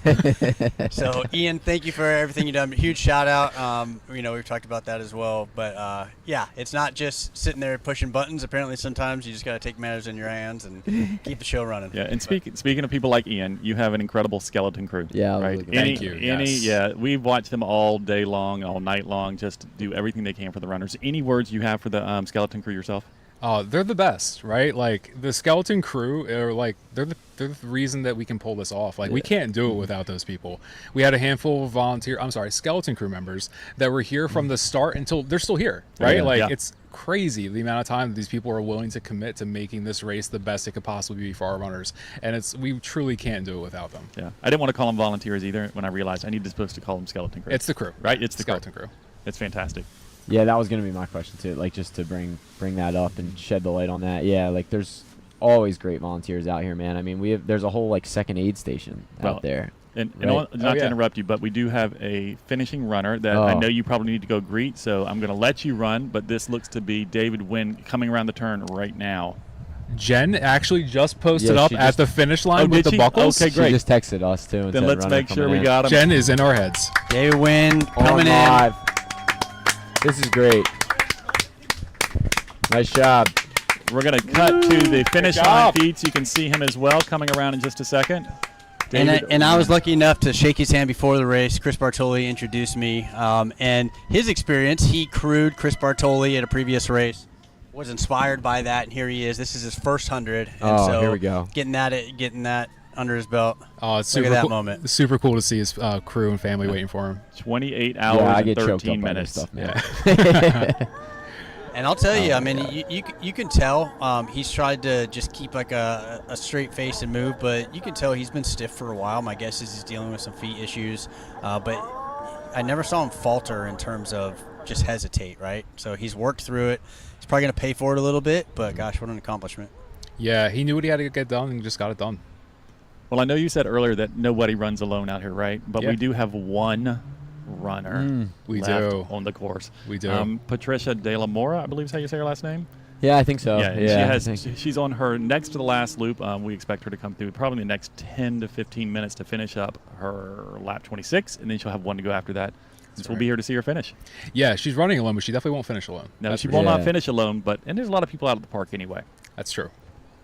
And she's picking up pace. She picked up the pace on the last one. I think she kind of surprised everybody coming through and looks strong. Didn't look like she was overexerting herself. She looks committed. Yeah. Committed to finish. Yeah, so for everyone listening or if you go back and listen to this, 30-hour cutoff is what we're talking about, right? And we talked a little bit about that earlier, but just as a refresher, 30-hour cutoff puts us at 1 p.m. Our last runner on course we now only have one runner left on course with an hour and 45 minutes left until that cutoff. So that's kind of what we're referring to. And that runner seemed to be on pace the last time we saw them, a little bit ahead of pace. So we're going to be in some way, shape, or form sharing that experience. I don't know if we'll still be on. I don't think we're still going to be on a live broadcast like we may be over there. We'll probably be by the finish line in some capacity. So we'll be sure to get that runner. So on that note, do we have the results up right now or no? Yeah, once Patricia finishes, we'll have 19 finishers for the race of the, I think it was 46 that's lined up. Wow. And 5 or 6 of them were really within kind of the last couple hours. I didn't know if you just wanted to kind of run through some names in case anybody is plugged in.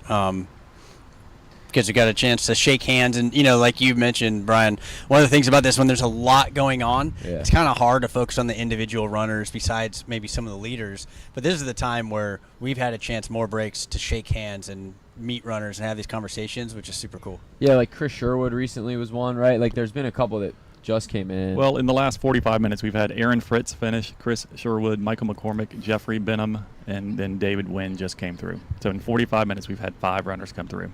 Yeah, it's awesome, man. Yep, out there grinding, doing their thing, and it's been cool. And smiles on all of their faces when they finish. Yeah, and really the crazy part, not the crazy part, but it's wild too, like none of them really ever sniffed like not, as far as we know, looking at the times, like really sniffed like not finishing in terms of getting cut off. Like there still is a fair amount of time, but I'm sure all of them, if we had the opportunity to sit down with all of them, I'm sure they all have wild stories from today. I mean, anytime you're out there 27, 28 hours, there's a story to be told there. Yeah, that's a grind, man. Yeah, and you'd be remiss not to talk about the fact they did have a high DNF rate. Yeah. At like 58%, kind of high, but a lot of that I think can be attributed to your weather this year. It's a little hot. Yeah, it was a little hot. A little hot. Temperature-wise, not bad.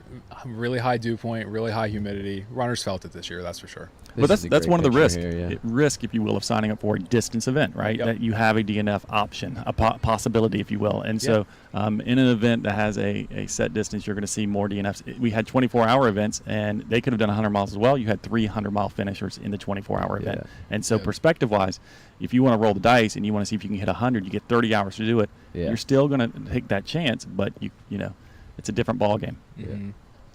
You want to talk a little bit about, so I know we're still sitting here at Loopy Looper right now, just like since we have you here. People that may be listening or have tuned in at some point, go back and listen to this. Just some other endless endurance races, other things that you guys do. I know this isn't the only race that you guys do, so maybe plug some of the other stuff you have going on. I know there's some new stuff coming up too, so what else we got going on?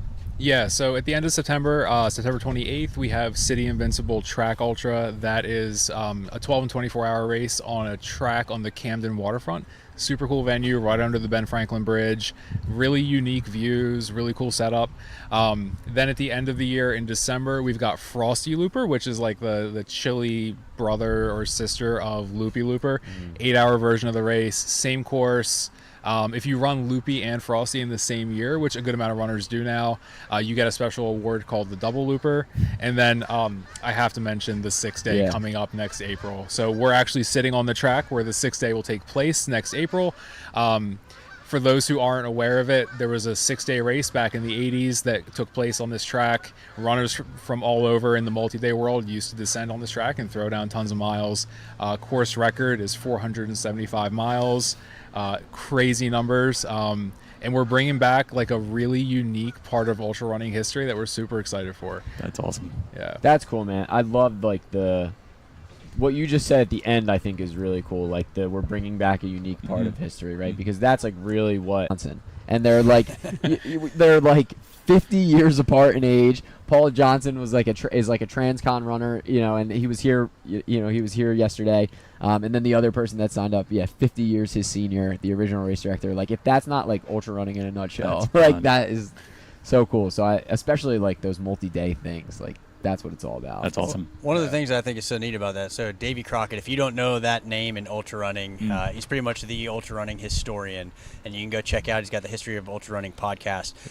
Like we just learned so much from him, but the 6-day event used to be like, that was kind of like the origins of ultra running. It was the show. And Madison Square Garden used to be packed with people that were betting on runners that would do these 6-day events on a track. And so to bring back, do these 6-day events on a track. And so to bring back, some of that, obviously there's some other events. So not only is it just ultra running history, but then history on this particular track coming back together. That's pretty cool what you guys are doing. For sure. And I think even back then, and I could be fumbling this, I think it was called pedestrian racing. Yes. Right? Oh, yeah. nice.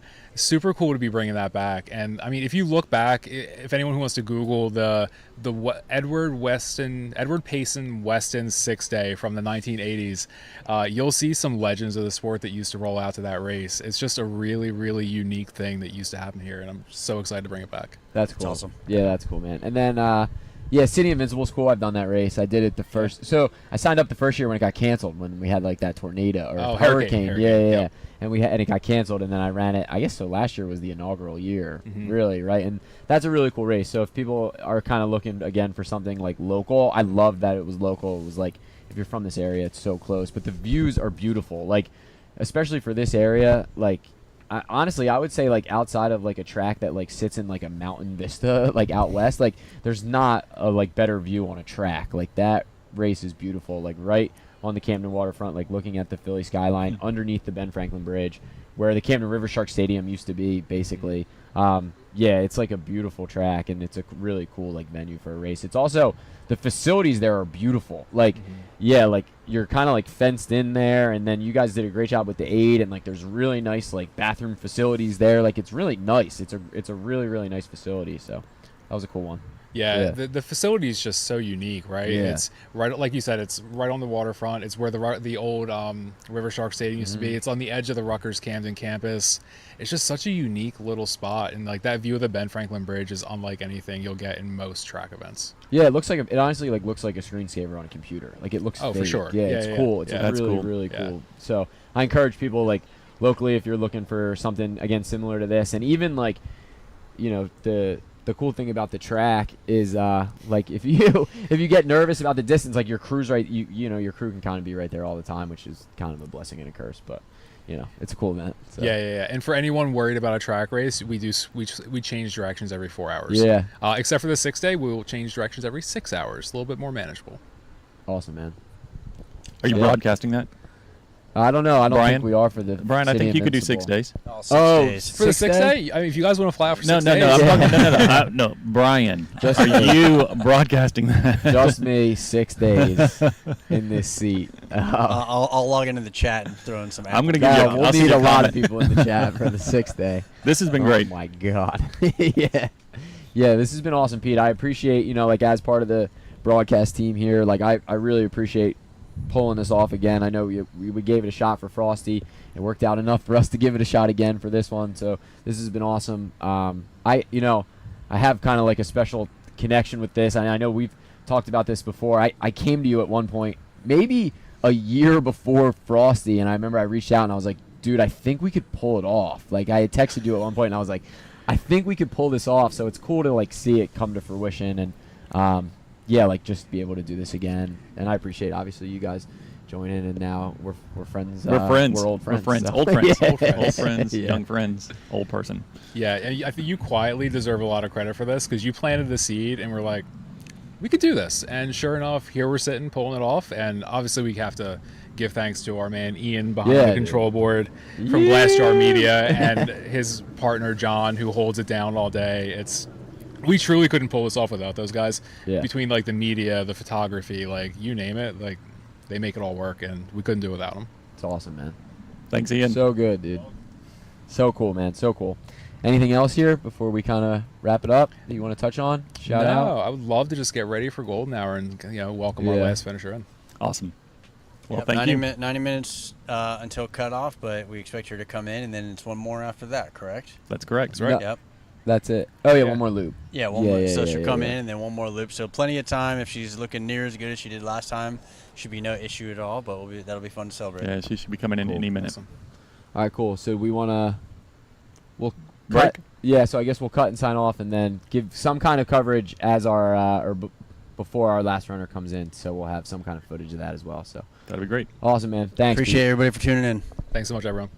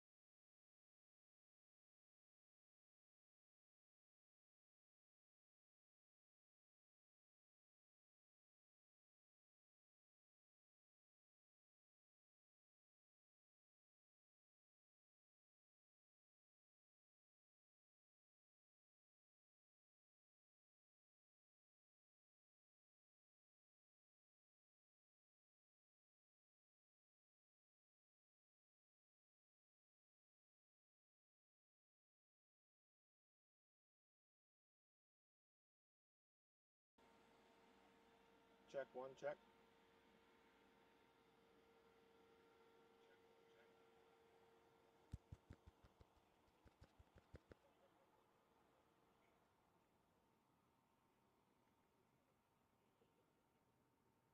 Check one, check, check, check.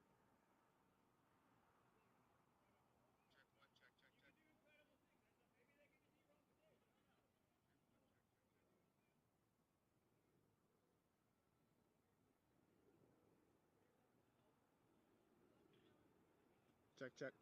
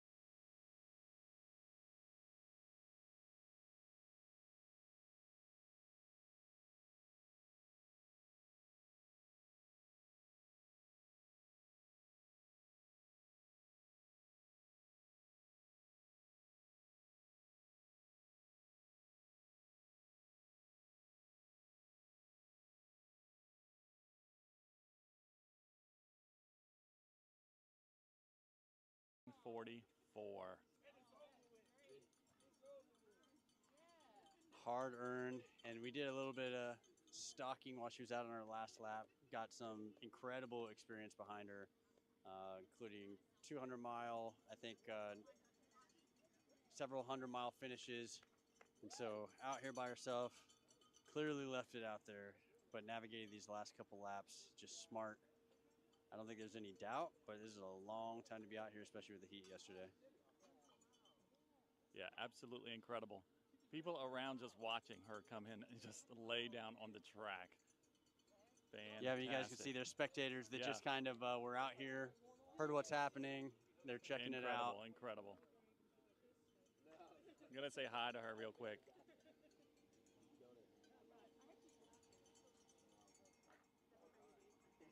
Patricia. Fantastic. So proud of you. Oh my God, why wouldn't we wait for you, right? We've been watching all day. Yeah, hey, stay. You're good. You're good. There's no need to rush. Incredible. Job well done. Can we get you anything? This is what? This kind person's getting me a ginger. Okay. The last couple you rolled right through here, and it was all business. No, and then I think like I had like a psychedelic fuse on the course after because I was like, I don't know what happened, but I was like, why did it take me 30 minutes to go on? I'm like, did I stop to stretch and like disassociate? Oh or like fall asleep? Like what happened? Yeah, you rolled right through here for the most part. Thank you. Yeah, and then I was like, I don't know what happened there. And I just was like, and then my watch died. I thought it was I'll never know, but like. Yeah, I think it was 29:44 is what you finished at, which is great. Because, you know, like it was like 4 hours ago, you were right at almost like an hour and 2 to 3 hours and 3 minutes. I mean, I did, but I don't think I did. How close it was going to be? No, that it was like 101.5. You had about a 105 you had to maintain, and then you started picking up the pace. No, I didn't realize the race distance. was 101.5. Yeah, the distance. Oh, you didn't realize the race. I did, but I forgot that. Yeah. Oh. I'm a highly disorganized racer. Yeah, it ends up being like a little over. Yeah, so I was like, oh, I kind of, oh no. Yeah. And so for those listening at home, she just made the comment. So this race is 101.5, focusing on 100 miles, right? You got that goal in your head and then realize that Like, oh crap moment. I got to build some time in here. Right. So picked up the pace a little bit. Yeah, we were looking at your times when you were out there in the course. We're like, let's check her out on her ultrasonic to see what she's got. And because we looked at that on ultrasonic, what we realized is you have enough experience that you would kind of pace this out. Yes. And so like you didn't like panic at all. No. And Jeremy was even saying she just seems so calm. It's like she kind of knows like what needs to be done. This is classic me to be like, oh, there's more miles than I thought. Yeah. Right. Yeah. You did great. I sound like Soul. You want to talk into that? No. Fine. Now? Yeah, all good. I was. This is kind of touchy. I was gifted a spot to like the World Championship for Ironman. Yeah. With 3 weeks to spare, 3 weeks to train. They told me 3 weeks before the race, like you're going to the World Championship, and I was like, oh, I had not been training for that, and I finished with like 15 minutes to spare. You finished. Like I think I rolled in on the bike with like 8 minutes to Yeah. go. My husband was like losing his mind, and they were like, "Are you going to go out and run?" I'm like, "I must look very bad," because they were like, "You're not going to go out, right?" I was like, Yeah, I am. "I'm going to throw up in the bushes for 26 minutes." Absolutely tough. Tough as nails. The other I wasn't going to walk. No, there was no panic. No, yeah. Very calm, very controlled. Like every time you came through. It's like she seems to know. He's like, "What happened?" He's like, "You got really slow." I'm like, "Well, no, I like stopped like when it rained." Yeah. And then I had changed my clothes. Like, that takes time. Yeah. Congratulations. Yeah, huge congratulations, congrats. seriously. Thank you, I appreciate it. Great job. Very impressive. Anything you want or need? No, I'm going to go to my car. Go to the car, drive to the hotel, sleep. Sounds like a plan.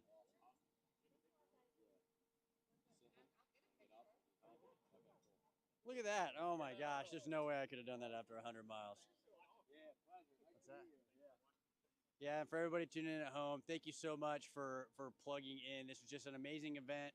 Endless Endurance, huge shout out. And obviously the DFL runner right here in this golden hour. Just an incredible showing by all the runners and all the events.